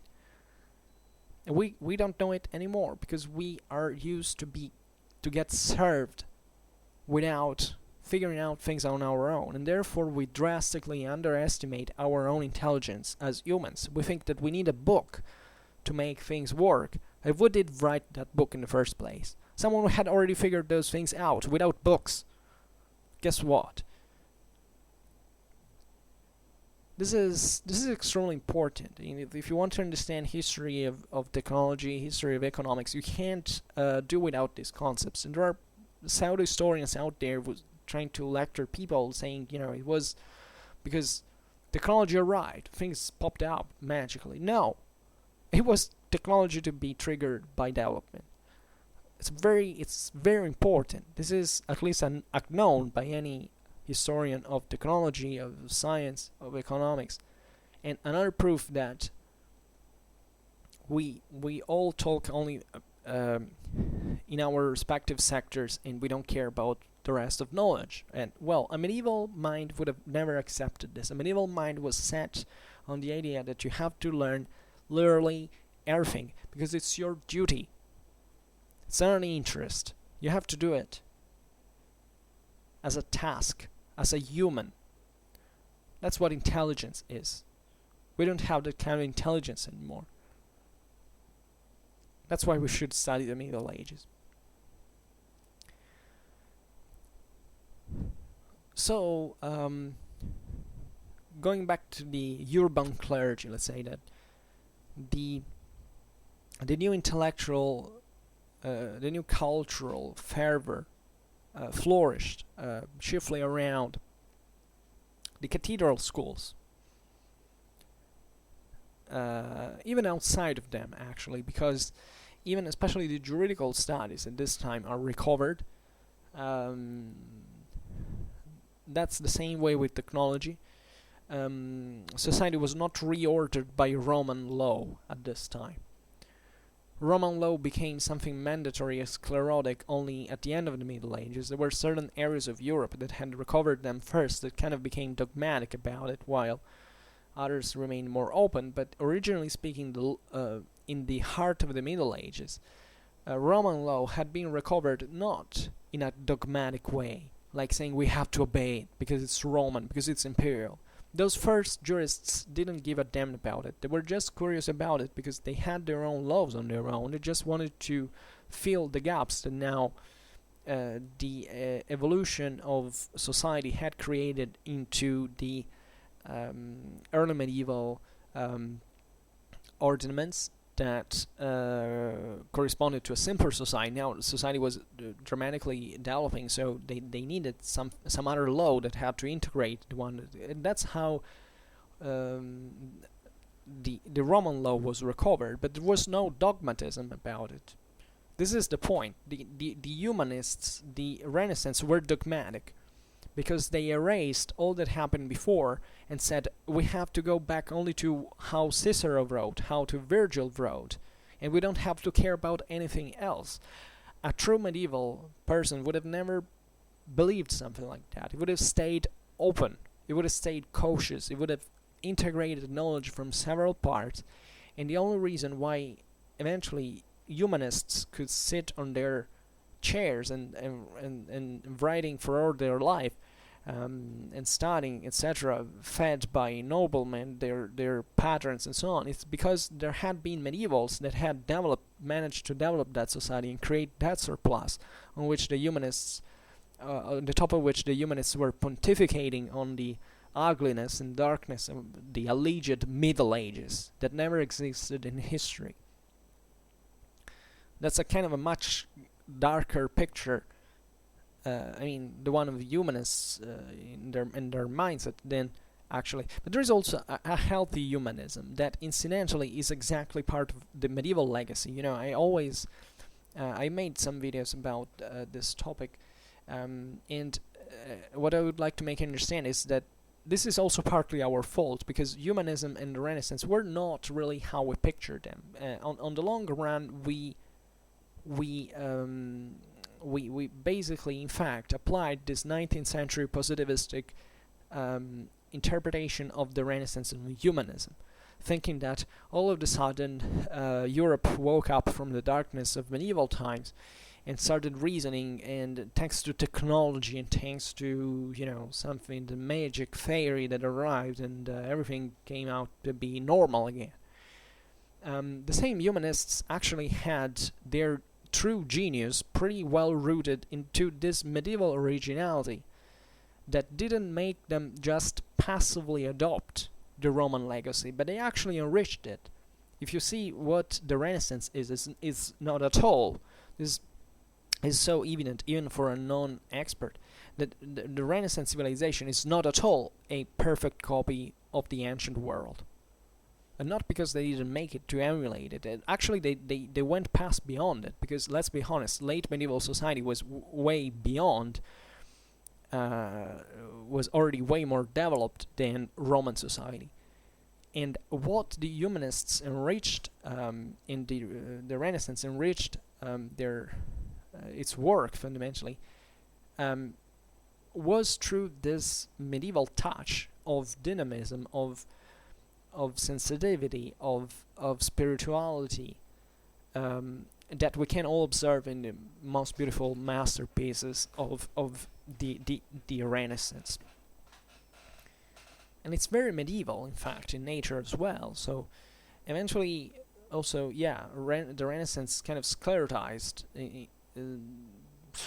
more or less, in itself. It didn't, perhaps because at that point the development was growing, was accelerating, so you find so many things at once that were being discovered and added up to the system, but the true sclerotization of society happened later. Is happening still now in a way. But what I would say is that this myth of this obsession with the classical past is something that was in fact expressed only by the very elites of humanism, of the Renaissance, that sometimes were also politically oriented. Kings and emperors trying to re-emulate characters like Alexander the Great or Julius Caesar and so on, but doing it for celebratory intent. So, showing a world of there was not real, because they perfectly know that they weren't. But at that time there was a political agenda to show that monarchs now were entitled more authority, etc., because the new modern state was being formed. So there had to be a sort of justification of spectacularity as well. But the true soul of humanism and the Renaissance was actually medieval, and was actually open. All the great geniuses of think about Michelangelo or Leonardo, etc., were all people who had an extremely practical and material and knowledge as well. They weren't pure classicists who said, okay, I just have to look at the ancient world. No, they came out of shops, of schools that were pretty much similar to the ones that had been born into the Middle Ages. As a matter of fact, they were the same things, also because technology was not radically different at all. And they came up from that practical world that the epiphenomenal product of the Renaissance has kind of marginalized and overshadowed in its splendor, but that was really the base for that very elite to exist in the first place. The world of machines, the world of the medieval world in its genius, in its experimentation, and this had been born back in the day.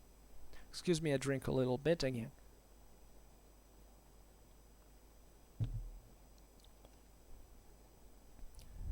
So,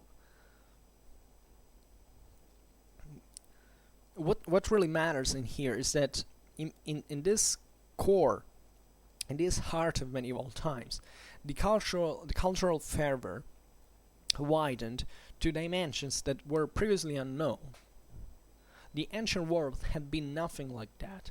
Let's be honest about it. The ancient world was a place where knowledge was confined to the elites, and even and only a tiny part of the whole knowledge was actually consumed by the elites. The rest, also in there, was quite practical. Also, the great achievements of civilizations like the Romans especially were obtained through practice. A practice that we have wanted to forget because we have made this deal with the devil, for which we decided to believe that it's only about technology and science that moves at the origin everything, and that without such ideas there can't be practice developing by itself and then just eventually triggering knowledge and technology. No. You have to think that Romans were stupid because they didn't use a steam engine. I mean, there are people in 2019 who seriously still believe such a thing. The medieval world was much more open. Culture, knowledge was much more accessible than in the ancient world. The ancient world was only interested in, giving that basic scholastic education, and that's it. The great library of Alexandria, how do you picture it? With, so many people going there and reading, like in our libraries. That was a stock. That was a magazine, nothing else. It was a warehouse of books that nobody read.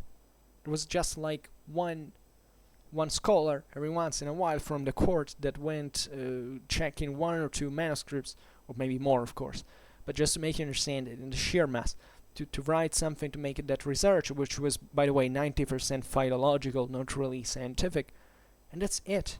Nobody entered there. These places were silent, desolated. Paradoxically, it was the Romans who had a more lively approach to culture, which is also brutally underestimated. That of course the Greeks were more interested in science proper, but from a theoretical point of view.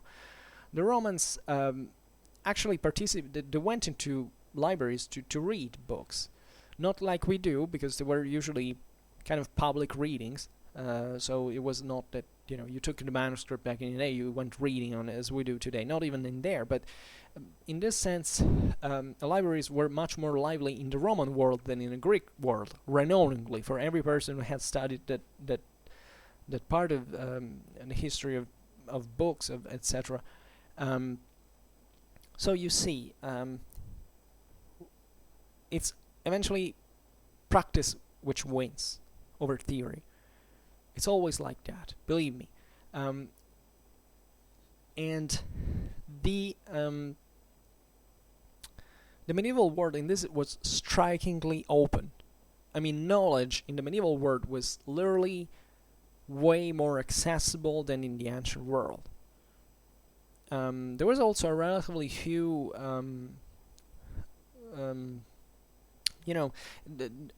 theoretically everybody could learn in Middle Ages. I mean, there weren't really many social boundaries. I mean, the idea if you were gifted enough, you could go on. Not very differently from the ancient world as well, but in the medieval world there were additional reasons for learning.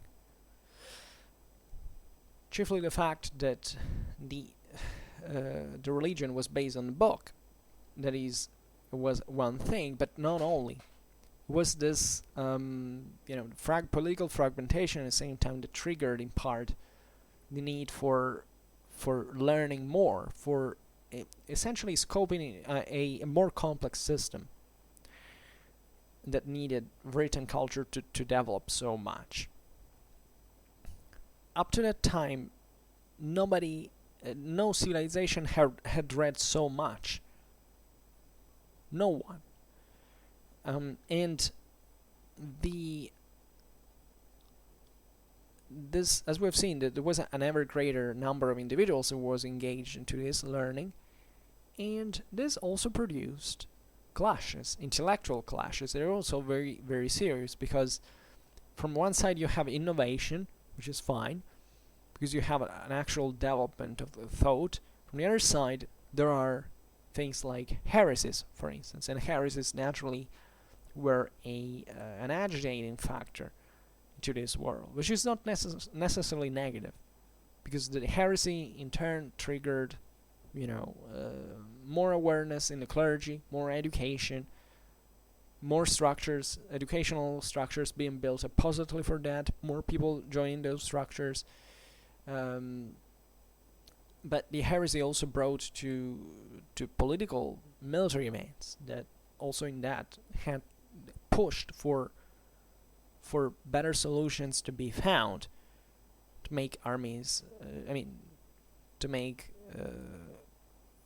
to develop new political practices to control better what was happening in this world, these governments that were largely decentralized. It taught armies how to work, to go faster, to work, to be more organized. All contributed to this. Also from the intellectual side, not just the practical one. And in this sense also the social and political dimensions widened enormously. Because think about universalism in itself. I mean, you have to really control a world that is not just extended geographically speaking, but it is also so different and so layered that you have to learn how to scope in a way or in another. And paradoxically, it's political fragmentation, or at least a weak central power, that necessitates of a wider net of relations. The Middle Ages are this beautiful example into which every power in Europe was basically in contact with another constantly. Also, this myth that diplomacy, embassies were born only with the modern age. The only thing that was born in modern age was having permanent embassies, professionals that worked in the embassy, but not that before. In Middle Ages, countries didn't communicate. There was a continuous communication. I mean, literally continuous. Just read any kind of. Just go read the history of any political entity in the Middle Ages and look at how far the range of their political action arrived. So if we were talking about that the other day when I was discussing on that video on the dynastic union of the Hohenstaufen and with the Oathville. You don't have to see look at medieval maps like saying maps of medieval Europe and saying, okay, because all these powers, they were all inwards. I mean, they were all introverted into over themselves. Where, I don't know, this kingdom stops on the map, that's the boundary of its political action. It's never like that. The Middle Ages are based on this capability of projection over an enormous space that in this sense needs media that are able to reach out there. This other myth that news traveled after months and years, was this lagging thing. It's absolutely false. Throughout all medieval time, I mean literally all medieval times, in the early Middle Ages, messengers who could travel around Europe could arrive every message in a couple of weeks, literally everywhere in Europe, literally. As long as you paid them, the major political entities that necessitated this knew these things very, very quickly, and they that's how it remained essentially up to the steam engine, up to railways were created. I mean, that's how fast really things could, and they were always the same way.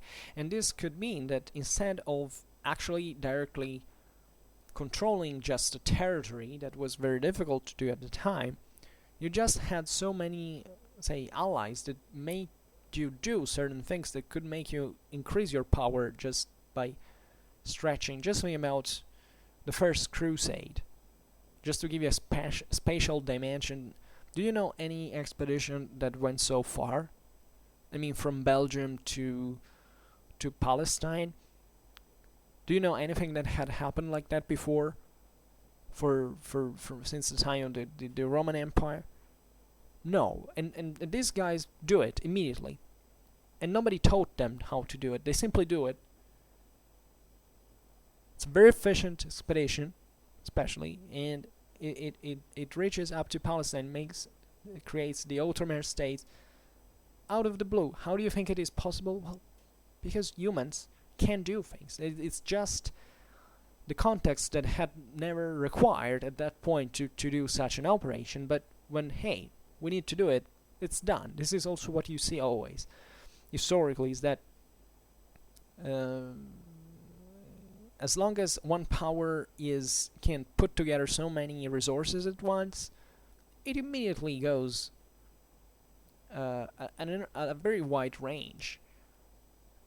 It immediately starts moving armies across even thousands of kilometers, because that's something you can do relatively easily. I mean, that's pretty standard.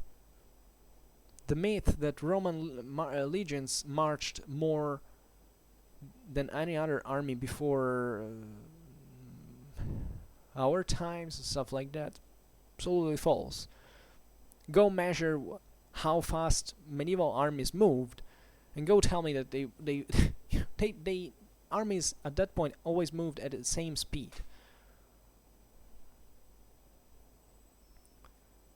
And it's incredible, because you say, but why? Well, because humans can do it.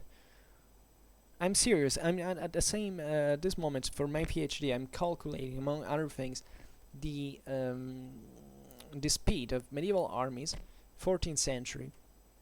I'm getting several, tens of information. You realize an army could fare even 70 kilometers in 2 days, and it was extremely serial.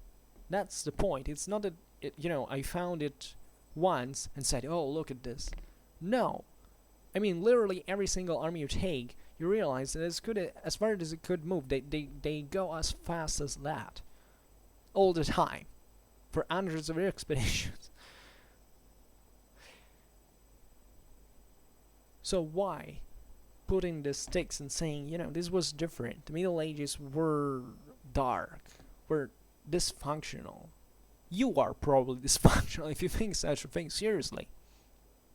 It's just ignorance. You can't, ignorance is always fine as long as you don't say things about which you don't really know enough, which, now with 314 plus videos probably I've already done pretty often on Schwerpunkt, but you get the point I'm making. It's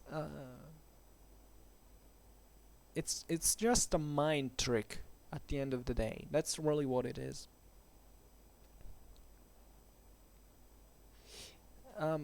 Before we addressed juridical culture, this also was a very important driving factor, because it didn't just contribute to the elaboration of political doctrines and of legal apparatuses that had to support fundamentally the universalistically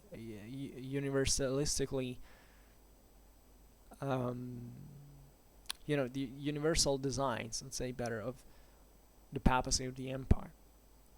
Because legal culture at this point oriented also the institutional consolidation of the territorial dominations. So you have also in here two different layers. From one side you have, if you want, purely theoretical juridical theories. I mean, obviously they're never theoretical, but they can be based on a fundamentally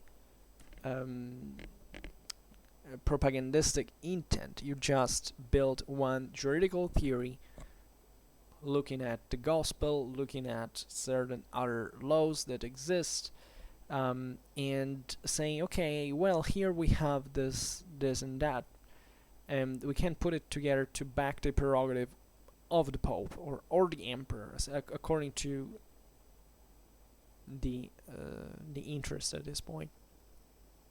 But from the other side, you find that juridical, and it's really like the both things at once, really, but depending, really swinging according to the various, to the different degree of theory and practice that lays in here. It also served to strengthen the actual territorial dominations of all powers. That's we've seen how the seigneurial system was born, like with a pact fundamentally that becomes permanent over time by custom fundamentally, because these were things that were customs fundamentally. And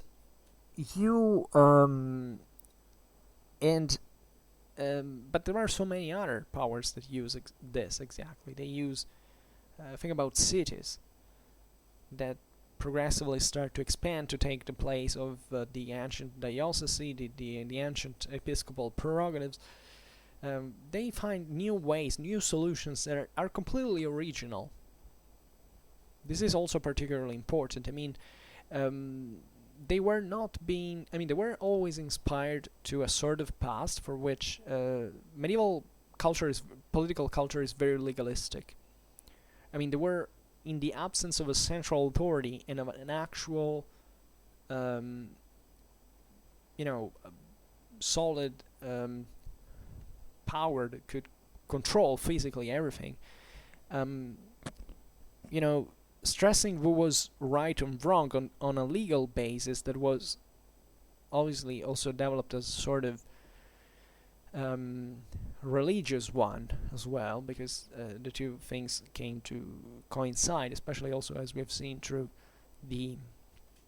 this just naturalism that occurred, that the church, by the way, first of all had formulated in its aside from the ecclesiastical right, also the natural right. It was fundamentally the divine one as well.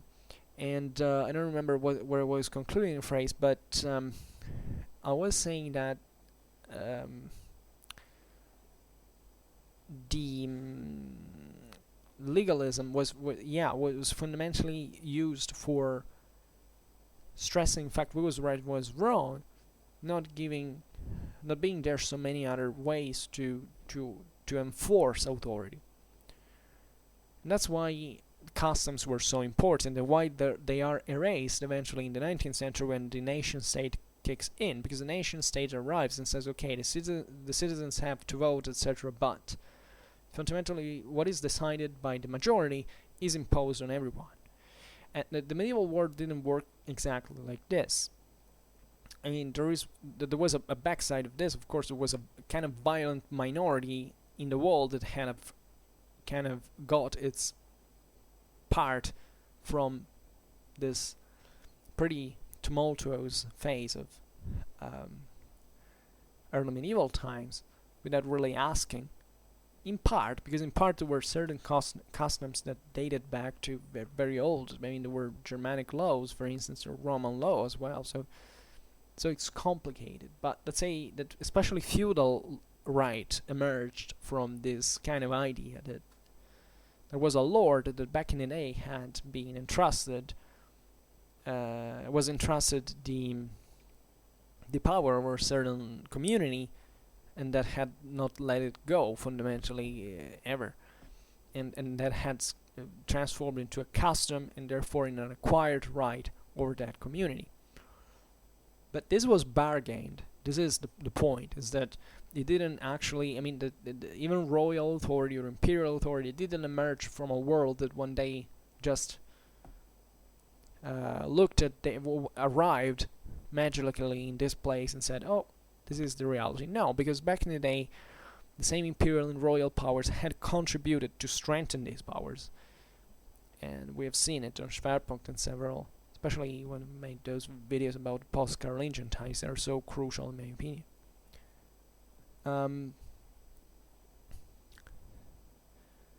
Also, juridical culture was put at the service of the building forces that were operating basically at every level of competition, even a violent one, giving to each of them this more coherent physiognomy that rendered them more efficient fundamentally in this very tumultuous intertwinement of meetings and clashes this is particularly evident because especially, for instance, the clash between papacy and empire was pretty, a fight between giants fundamentally, between these two universalistic powers that encompassed theoretically the whole Christianity. They actually even overlapped, territorially speaking, so that's what made it complex and way more interesting.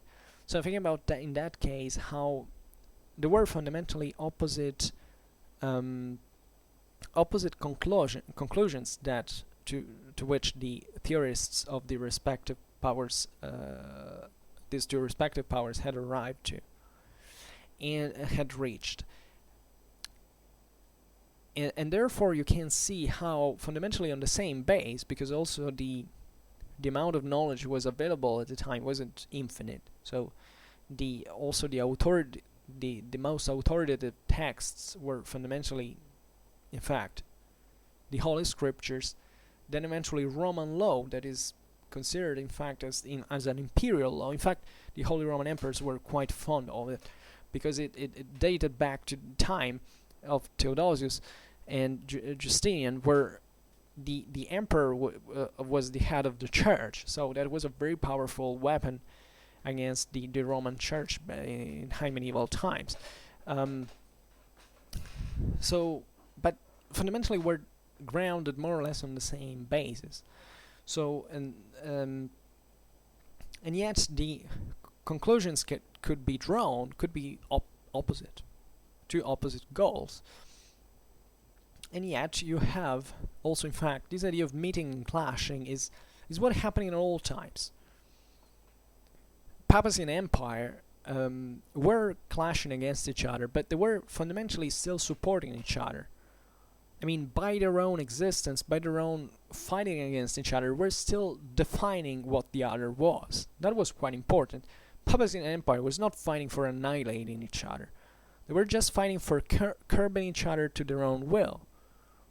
So that the papacy wanted an emperor to exist, to protect Rome, to protect the Christians, to wage war, etc., the empire necessitated of a spiritual authority who could claim the fundamentally the legitimacy, could give legitimacy to the same empire, and therefore making it appear as the legitimate ruler over Christianity. Of course, if they had tended to the extremes, to to use a Clausewitzian definition, they would have probably acquired these prerogatives all for themselves. But the political practice obviously imposed that, I mean, this was not feasible, and therefore both, the metaphor of, excuse me, of the sun and the moon, etc. So one couldn't exist without the other, and this means that you have, in this way, to create also a bond. So this is not merely destructive. It's not merely oppositional. It's really meant to keep society together, structurally speaking. This is what surprises you, if you want, of medieval times. And you see that after the Carolingian Empire, for instance, you have the collapse of the empire. And what happens is that all the subjects that the Carolingians had conquered rebelled and wanted to go back to their own kingdoms to get rid of the imperial idea, etc. They didn't. The empire survived. The institution survived. Even when there was no central authority for real, excuse me, there was still someone who was claiming public rights on the base of his imperial nomination and its imperial crowning, its royal prerogatives, and this went on, and it survived. And this is a great lesson in civilization, in my opinion, because it shows that there was no destructive force operating in civil terms. There was always a civil discourse. This is also very, very misunderstood when thinking about medieval times. And medieval times were an unruly times where everybody wanted to prevail. Yes, it is true, but this didn't bring to the destruction of institutions.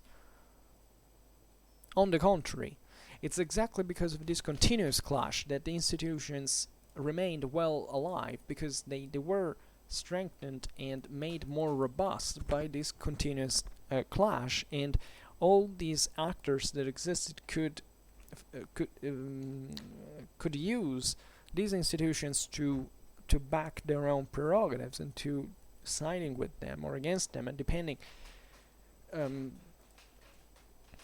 on the situation. So, but defining each other. And if you really look at political practice in Middle Ages, what strikes you is how behind this phase of aggressivism and violence and trying to struggle for in competition and struggle for even survival sometimes, you realize that when you look at the politics of these local rulers, etc., you realize that it's an extremely intelligent politics, and it's very civil. It's very it's oriented towards a positive aim. The aim of pacification, of justice. These were the main concerns.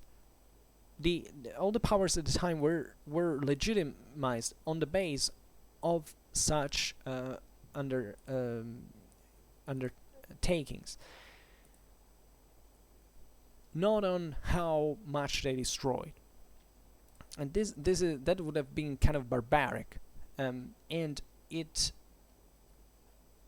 makes a big difference, really, because it shows you how the Middle Ages worked for a positive solution, and they achieved it. They reached it. They structured a civilization that remained, that didn't collapse. The Middle Ages were a moment fundamentally of constant growth. You have at best a stall in the first centuries when things had already gone down in late antique, and you have this more or less dramatic passage between the 6th and the 7th century. But fundamentally it's all growth after that. It's all structuring, it's all consolidating, it's all building, it's all expanding.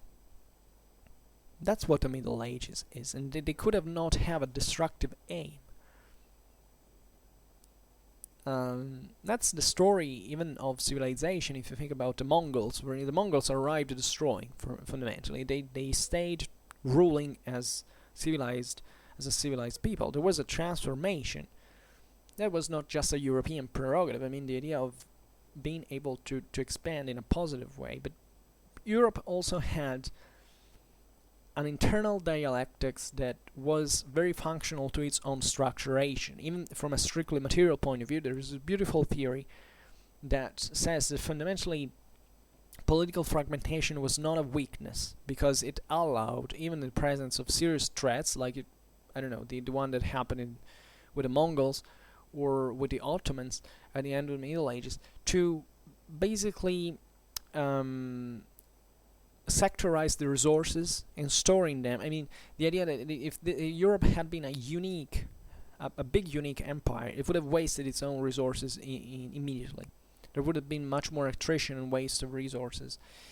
Instead, this fragmentation basically made that the whole complexive wealth was very carefully handled at a local level by entities that were able to eventually transfer it somewhere else.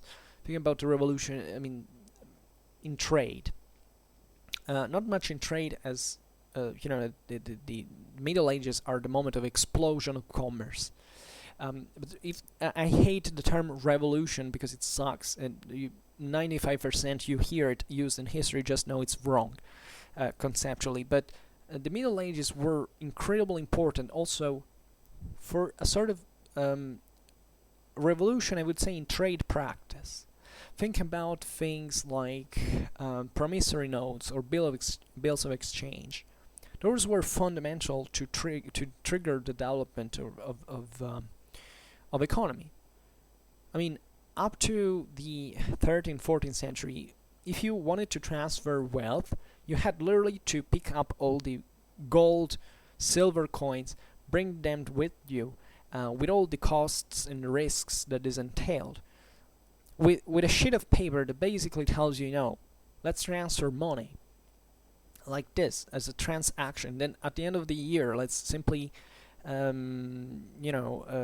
the sum, the calculation of debts and credits, and see how much I actually owe you and have to transfer you. You can save a huge amount of money. This fluidified incredibly the transactions. It brought to the European system to develop in an incredible way. I've made several videos on this topic.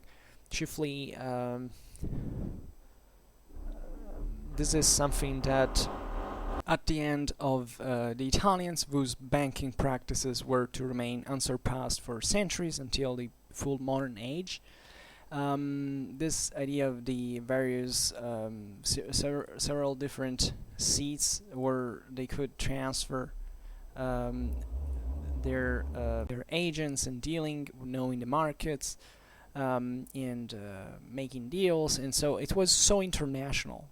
Medieval Europe was incredibly international, incredibly interdependent. It was an extremely complicated system. And this moment of expansion triggered so many innovations in this field, especially finance, banking, etc., that were to remain well alive even after the 14th century crisis. Meaning that it was not something superficial. It was actually a very attentive and careful planning that managed ultimately, by sheer practice, to survive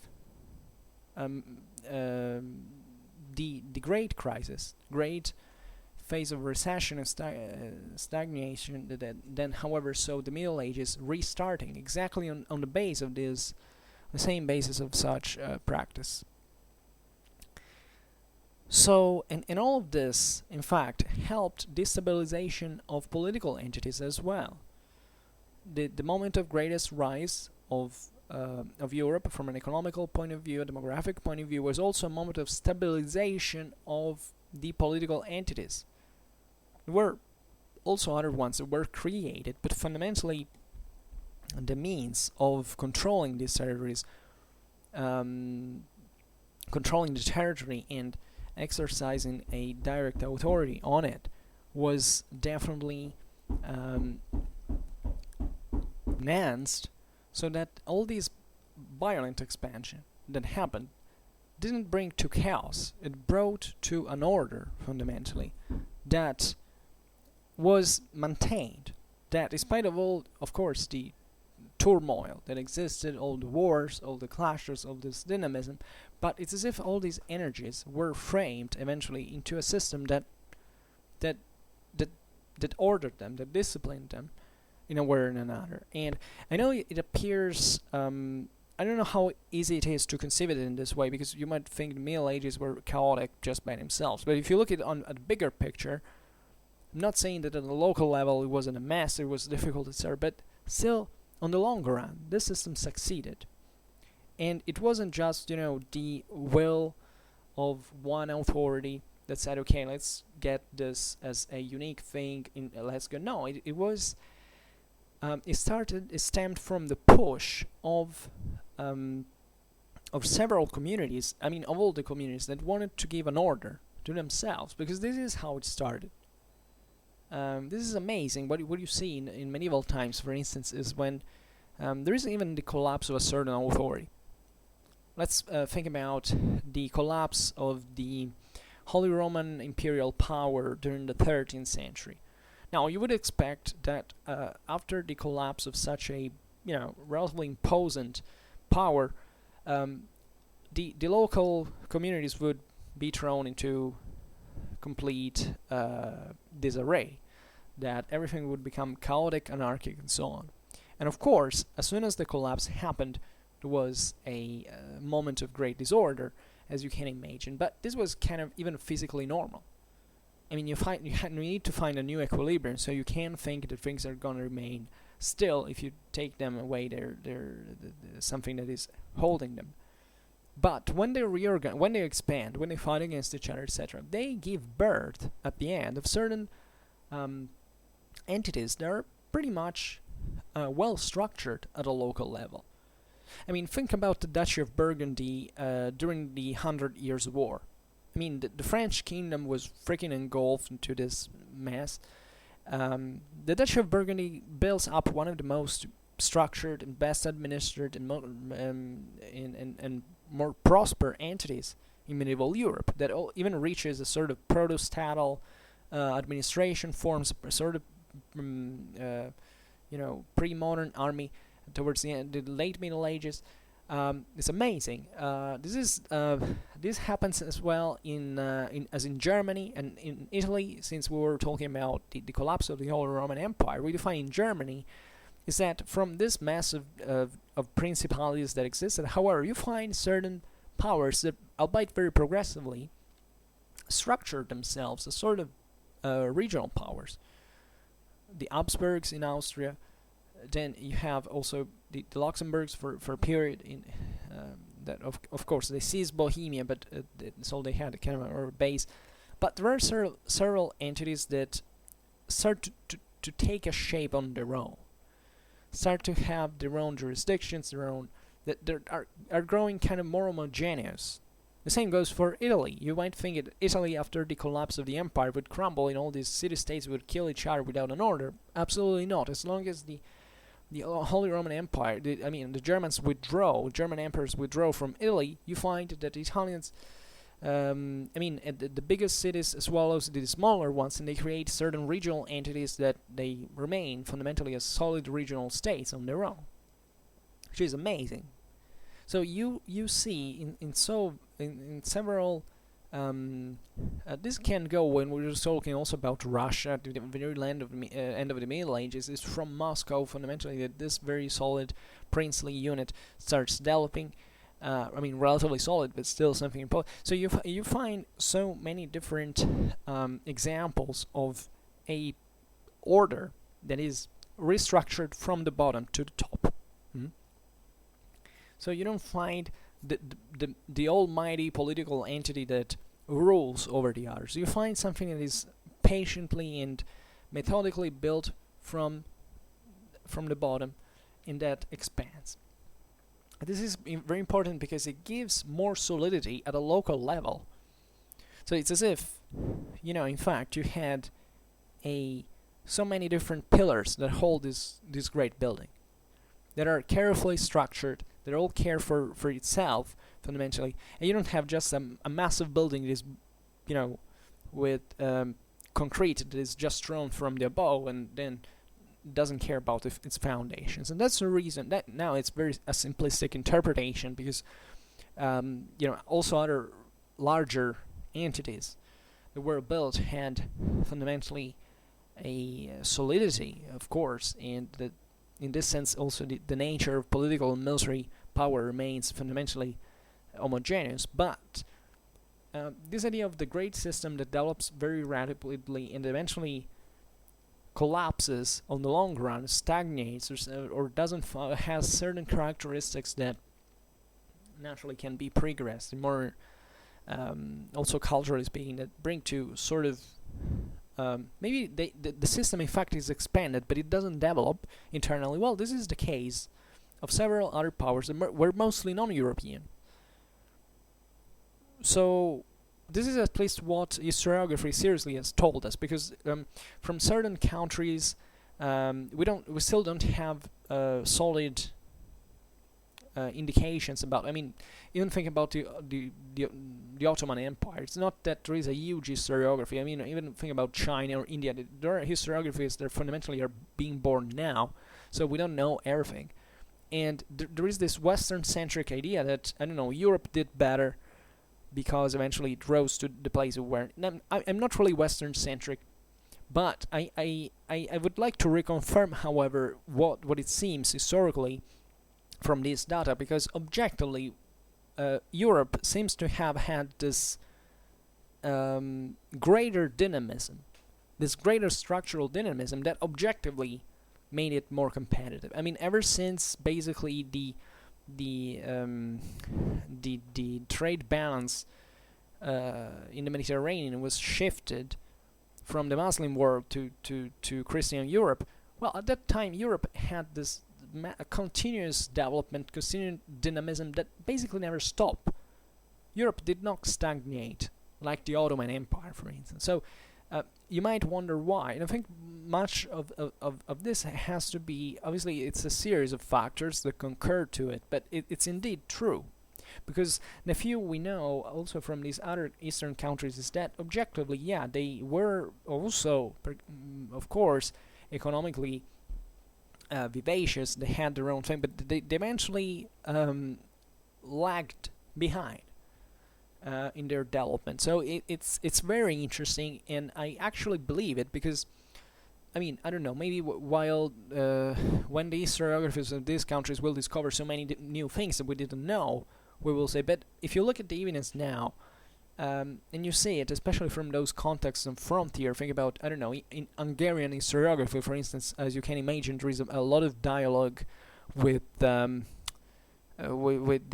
Turkish historiography, because their history, the history of the Balkans, cannot be understood if you don't compare this. And what from what they can see, the Hungarians see that, of course, yeah, that in that world, in the Ottoman world, this dynamism didn't quite exist. I mean, Europe was of another substance fundamentally, and it would be interesting to deepen this topic, because it's not to be given for granted in the eventual development of world history, because fundamentally the European model, in a way or in another, at the end of the day, was imposed to the rest of the world, and it's how the rest of the world came to work today, in fact, through colonialism, through these Western systems that had been created in great part also during the Middle Ages. This is also very important, that the commercial expansion of the West is something that has its roots deeply tied to these medieval developments. They're not something that is born with the modern age. These are all things that existed before. The modern age kind of reformulated, I mean, not really even reformulated, but enhanced them. But the base started in medieval times. So also this idea that the differentiation between the Middle Ages and the early modern age is very, very controversial if you see it in perspective.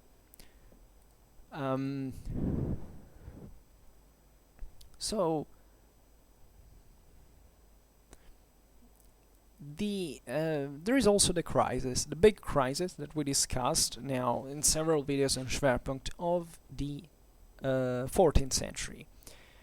So there is this great moment of turmoil about which we don't understand excessively much. I mean, back in the day it was thought that just the Black Death fundamentally had this massive disruptive effect on the European system, but today we know that fundamentally the crisis, the stagnation, but not open recession, had started already by the last decade of the 13th century, the first, the early 14th. It was actually a pretty serious crisis. It was a financial crisis. Great bankers of Europe. It was the years of the great famines. So there was a system now that had either overexpanded, however now, excuse me, didn't have the resources anymore because of some sudden change, maybe a climatic one, but not entirely. It was also a moment of, I mean, wars weren't something so healthy for these societies as well. You can't explain everything with climate change. There is an active, excuse me, disruptive force that marched together with the armies, together with the political ambitions of the, and so probably this system at a certain point stalled, contracted, and we debate whether the Black Death was actually a cause or a consequence of this collapse. Because it could well be that these pandemics actually spread not because by themselves, but because they were vehiculated by either an environmental change with coldening of the weather, or this generalized decline, miserable conditions. The social analysis is also very important. Towards the 14th century, you can observe that there is an impoverishment also of the lower classes, so there were these masses that also lived in pretty precarious sanitary conditions, and so the rest of the was not even florid, of course, but so we talk about the plague expanding because of these favorable factors, not because one day it arrived randomly from the Mongolian steppes. So the European system, in a certain sense, saves itself through its turmoil. This might seem strange, but this is how it basically is, because in such an overexpanded system, where everything it was possible, where there had been so many experiences, where had been so many different experimentations, ideas, also a world that was so conflictual. So when you had someone was against the other, either in politics or in religion or in other fields, you find so many potential responses to this, or a capability of a progressed capability of adapting. Excuse me. The damn spring. So this character had conferred of European society had confirmed, let's say better, all this had conferred the European society a character, so better, that was extremely responsive to change, that had all the antibodies, if you want, to work against crisis and to find new solutions. And certain systems that had been so thoroughly and carefully created and structured that they actually came to cope with the crisis. In fact, indeed, the Black Death was a very heavy blow, but it seems that it was exactly what happened in these previous decades that had brought the Europeans to develop certain emergency measures that worked, in fact, when the crisis hit the hardest with the plague. For instance, the promissory notes and bills of exchange were something like this that survived. They didn't find, they weren't triggered by the crisis of the plague. They already existed before, because this system had already figured out in a way or another that things worked better with that, and that they could save so much resources through these measures. So this big crisis is all the more stunning because it doesn't affect substantially the development of medieval society.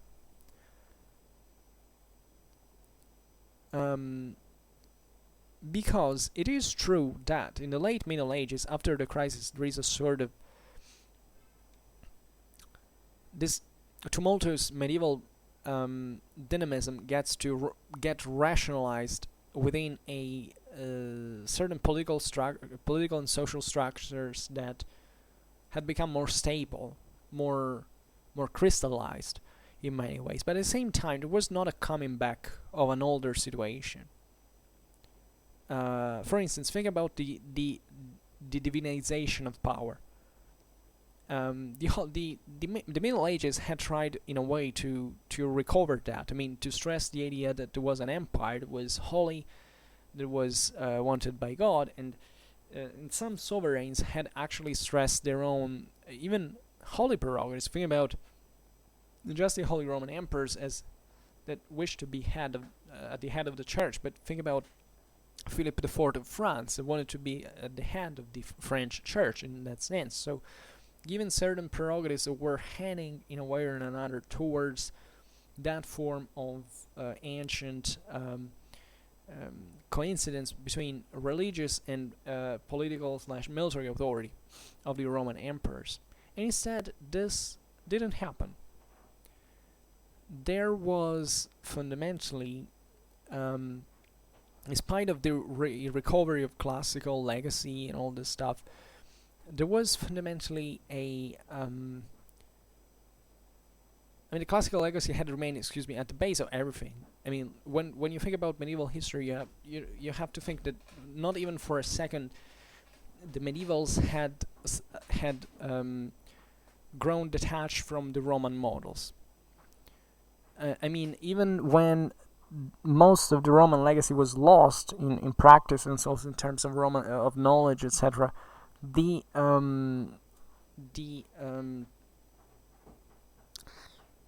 medievals thought of themselves to be parts of the Roman Empire, and kept. This is also rarely thought. It's as if, in fact, the Renaissance had got back this imperial legacy out of the blue. This Roman legacy out of the blue, and as if the medievals had forgotten the past. This is absolutely false.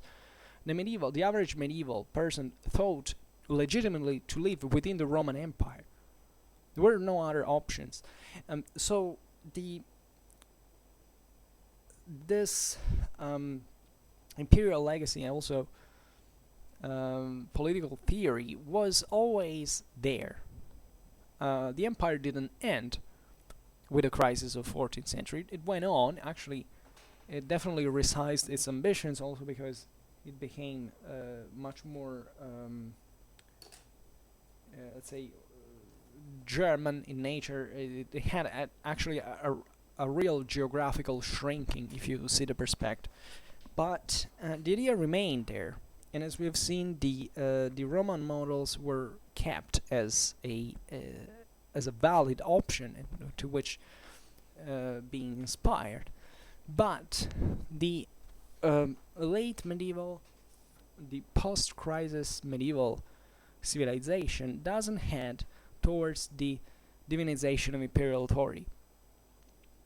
And remember that, at the same time were empires like China, where this was so pretty much alive, that kept existing for centuries. So it's not something you have to give for granted. It did exist in Nietzsche as an idea. What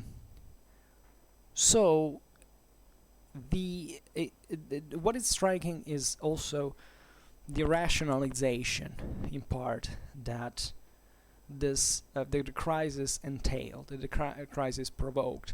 I believe it, especially the Black Death had, but in general, the whole path towards which, especially after the 13th century, the European society had puts itself on, had brought to a sort of secularization of thought.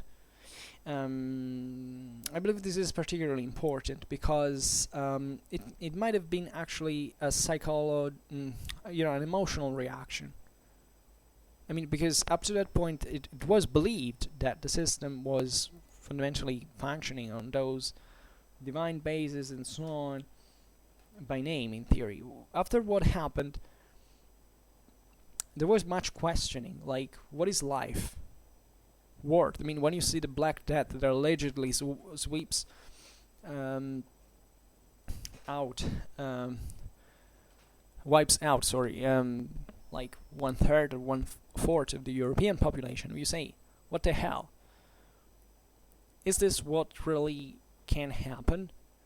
Where's that humanism that was thought, that positive God that was making us head towards a brighter future that we had rediscovered in our humanistic perception of nature and so on. So here there is Europeans treasured their knowledge, their scientific notions, their practices, and get more, in fact, increasingly more pragmatic oriented after the crisis.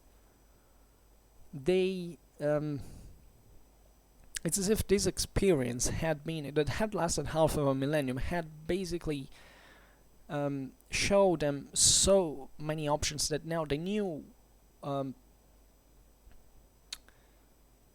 that they could propose something new, not to fall in the old scheme of the divinization of power, irrational. This is a great lesson, because if you think about it, which is a myth in my opinion, I mean, not really a myth, no, erase this, but the fact that, I don't know, the divinization of power was stressed into Roman society during the moments of its crisis, back in the late Roman Empire. It's something that in the Middle Ages you don't see.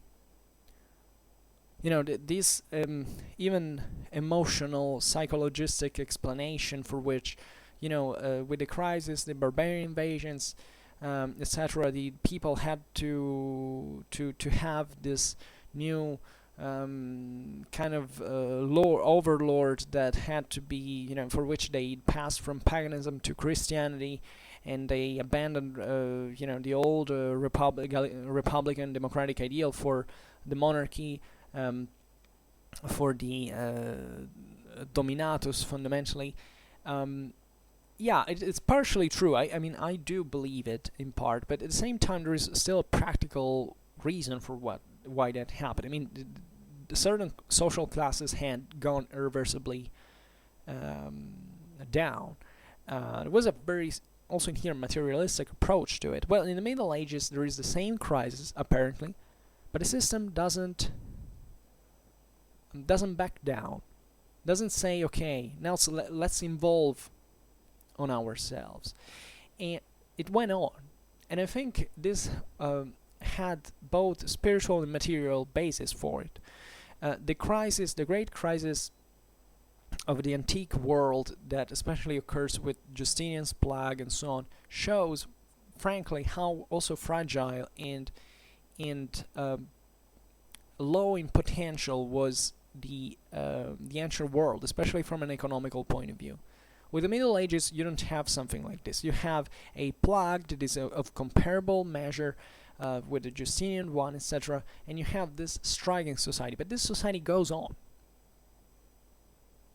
Okay, yeah, there were certain even in population, there were certain numbers that weren't recovered between the 17th century. There is a moment of stagnation after the crisis and so on. But fundamentally, European society progresses. And by the way, it progresses very rapidly, especially in those years of the crisis, or in the ones that even preceded the 14th century. So the Middle Ages was extremely more resourceful at that point in the ancient world, and it responded brilliantly, I would say, given that it was still a poor primitive world. I mean, compared to our own, it did have, however, the resources for making it further and to maintain itself in its essentials, and simply rationalizing the existence of new possibilities, of new active choices that could be taken in order to achieve a recovery. This is fundamental, in my opinion, and it's particularly important to look at the medieval history of the Middle Ages in this fashion, because it gives you the dimension of how the idling picture of medieval times is fantasy, it's fairy tale.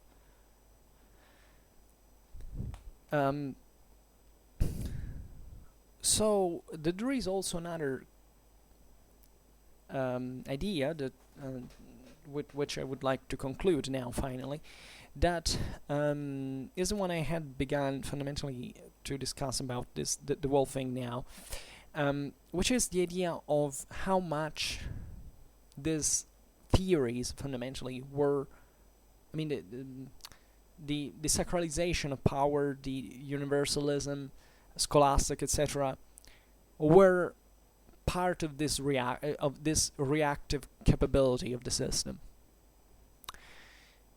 And it's controversial, because I personally like very much the picture that we have drawn on the Middle Ages, thinking of itself as a great symbol in this very structured fashion, but I do believe that there were other views of the Middle Ages at the time. There were other perspectives, there were other perceptions more than else, that in fact belonged to those classes that that didn't write.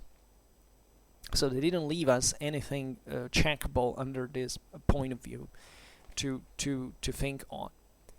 And it is this idea that has been expressed brilliantly back in the day, almost, I think, 40 years ago, by this Italian scholar, Giovanni Tabacco, who wrote a beautiful essay in which he argues that fundamentally the Middle Ages had de-idealized power. This is a very interesting perception, I believe, because indeed, when you study certain sources of medieval times, you realize that when they escape this, they elude this, representative milieu, that could be the one of the monarchs, the emperors, and the great schools of theology, etc. You realize that there was a sort of secular thinking out there that was living on its own, and was much more idealizable than we can imagine. It's always been like this. I mean, even in our societies, you can't find this. I mean, the idea that there is a model, a theory, and then you find the striking reality, which is not completely, but however very different from the ideal. So we have to acknowledge that much of what we know of the past in general, now not only about the Middle Ages, is filtered through the lenses of certain moral systems that are highly ideal, and there is always a dichotomy between the two things. I mean, it's never that these were completely abstract ideals. That there was something in that society that really drove it on those tracks, but at the same time, this could go back and forth. I mean, it's like with chivalry. With chivalry, you find these ideals of gallantry, of courtesy, of courtly love, and so on. From the other side, in reality, from the sources, you find violence, rapes, oppression, cunning, unloyal tactics, bloodshed of any kind. So where's the reality? Well, the reality lays actually in both things at once. Because if you don't understand one or the other, you can't understand why one or the other existed. Without violence, you can't understand why there was this idealization of reality. Without this idealization of reality, you can't understand the violence in itself. So, unfortunately, as we were saying, we're not documented about everything, every perspective, every society. So, if you look at especially post-crisis Europe, you realize that the Middle Ages made it to do something amazing, that is the desacralization of power. I mean, even before the Treaty of Westphalen, 1648, you have already in Nute a sort of separation between church and state, ideally. I know it's early to talk about this in the 14th century because evidently it was not the case. Evidently, not even the Treaty of Westphalen was actually like that, because that was true for Germany, for instance. It wasn't true for other countries where there was a mandatory religion, for instance. But here we're talking about a I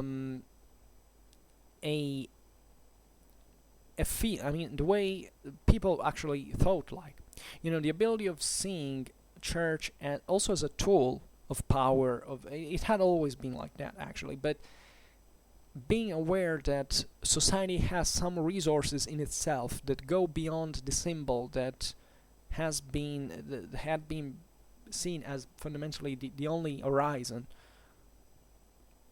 means that there is a great victim in here: universalism. Universalism ends at this point. In the 14th century, you realize that the crisis hits pretty hard from an institutional point of view, both the papacy and the empire. I mean, the empire never reached the power of the Hohenstaufen after them. The papacy never reached anymore the power the power it had in under Innocent III. So there is a progressive de-idealization, objectively, of this of the medieval world in itself.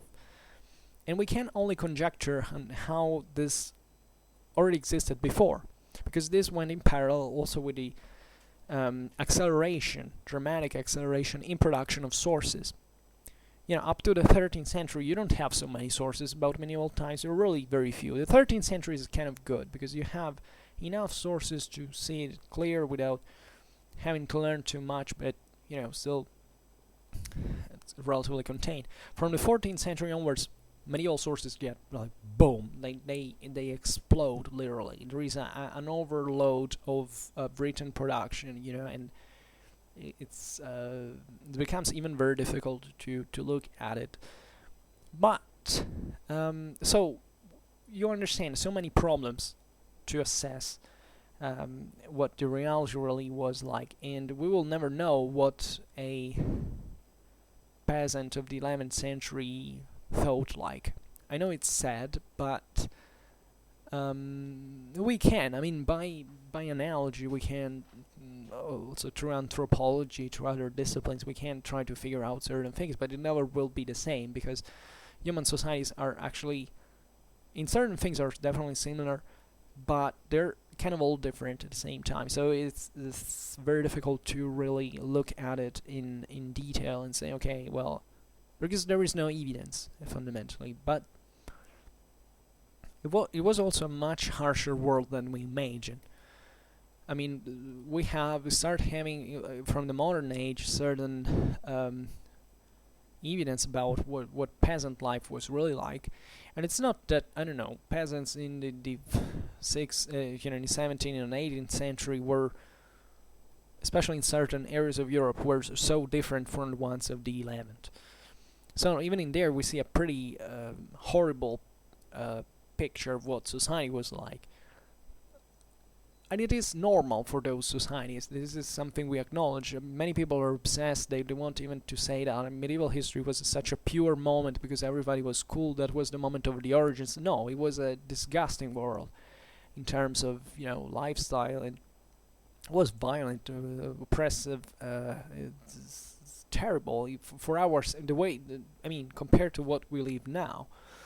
But you still have to understand it because the dynamics at the time couldn't really be different, given the economical potential, the surplus, the crop rate, life expectancy, environmental rate, that technological level. That was it, and so society evolves by consequence.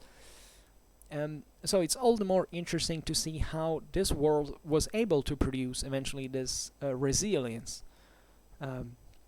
in civilization terms. And this is very meaningful because it shows you today that we're not really, with all of our alleged progress, we're not that better, fundamentally. We're possibly even worse. If unless we forget, at least if we forget that everything has a context, everything has its contingent reasons. So judging morally history is always controversial because you can do it, but at the same time, what's the conclusions that you want to draw? Because that's what you're really doing it for. At the end of the day, most of the times you're doing it just not because you're being objective, but because you want to stress your superiority or something, because probably you feel unsatisfied, unaccomplished, and that's your problem, which reveals that there's something wrong going on, and not really that you're that better than who you want to criticize. But also, moral relativism shouldn't be allowed anyway. So yeah, this was a very harsh world, and you don't wish to have lived in it.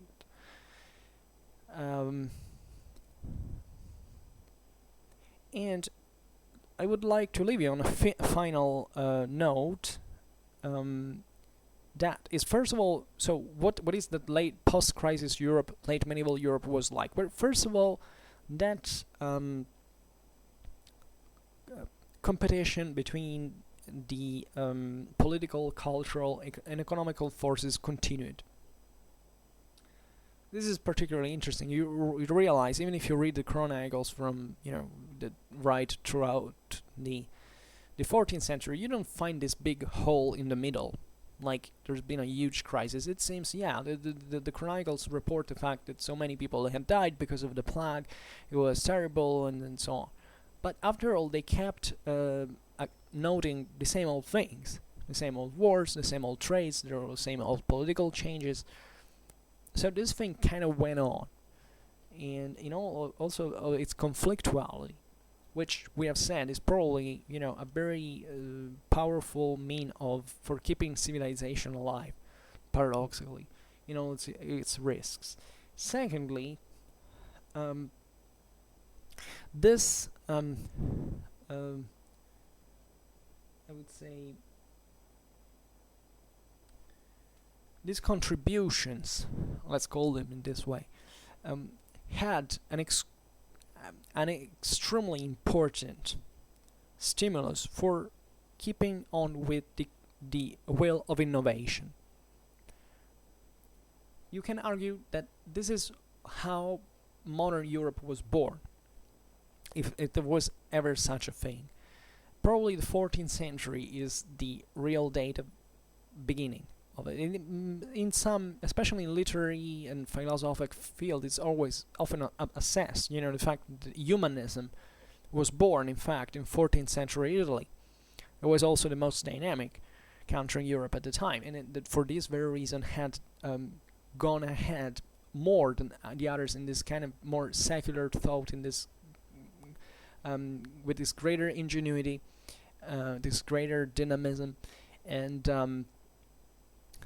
that eventually expanded all over Europe. And in fact, modern Europe is fundamentally Italian-based in culture. I'm talking about specifically modern age. So, even though the dimensions of these competing forces will change over time,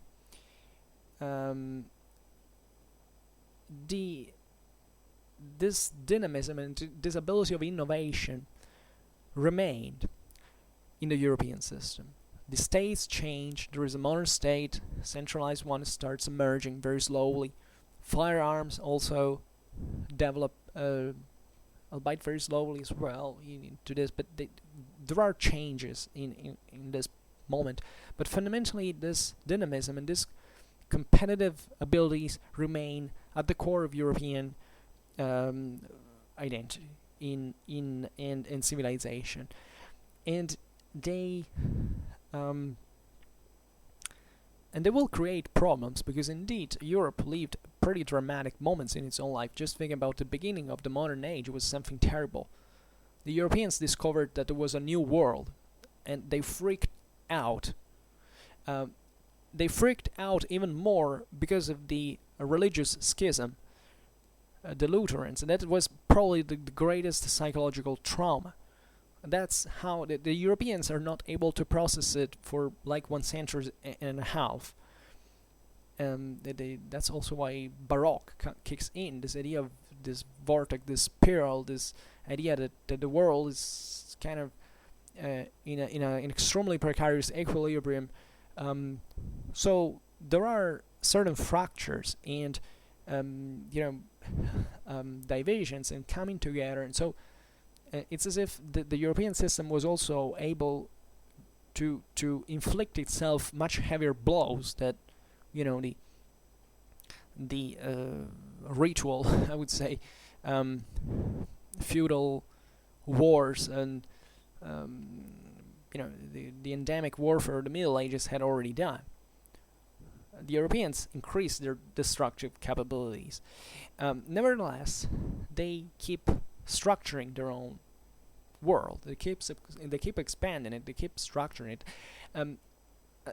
Given that this channel should be at least primarily about military history, this is very important, because also war has a driving factor. It favored even the structuration of the modern state, of the modern world. It's important to remember, and war has this great ability of opening your mind. It sounds bad, but I explained sometimes also in the videos on von Clausewitz how and why this happens. It can destroy you, but if you get out of it alive, you're a changed person, and possibly not necessarily for the better, but you know what's the cost of certain things, and therefore you can assess better reality. You can find new. You become more ingenious fundamentally. That's what conflict makes, independently, even if whether it outbreaks in war, in open warfare or not. Another big change where the Europeans would have played finally would have been naturally the place of these developments as the Europeans began to expand into new lands. And also this is a medieval legacy. The age of exploration starts in the 14th century as well. It doesn't start with the modern age. By the 16th century, in fact, by date, the Europeans were already in the Americas. That society had produced this expansion, and the system that existed behind it already pretty intensely. So Europe was ready already, and it had been ready since the end of the Middle Ages, if not even before in part, because even the exploration is relative. During the Pax Mongolica that had opened the trade routes of Eurasia, the Europeans had fared up to China. The Franciscans had established a colony in China, and it eventually was wiped out when there was the anti-Christian reaction. But just for saying that this ability of projecting themselves in other worlds that already existed. Think about the Vikings. The Vikings had been to America. They are trying to colonize it. Then eventually they saw that it was unprofitable for those, for their potential, etc. They had got back, and nobody had been interested in America anymore.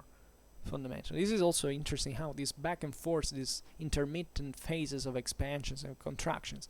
So when Columbus discovered the Americas, he was the product of a society now that was completely ready for expanding, and this happened, in fact, quite straight away. Colombo, Vespucci especially. But yeah, Europe had already medieval Europe had already prepared those that way. Was already ready. So on this note, I didn't expect this video to be so long, but that's more or less what I think every time I start a video at this point. And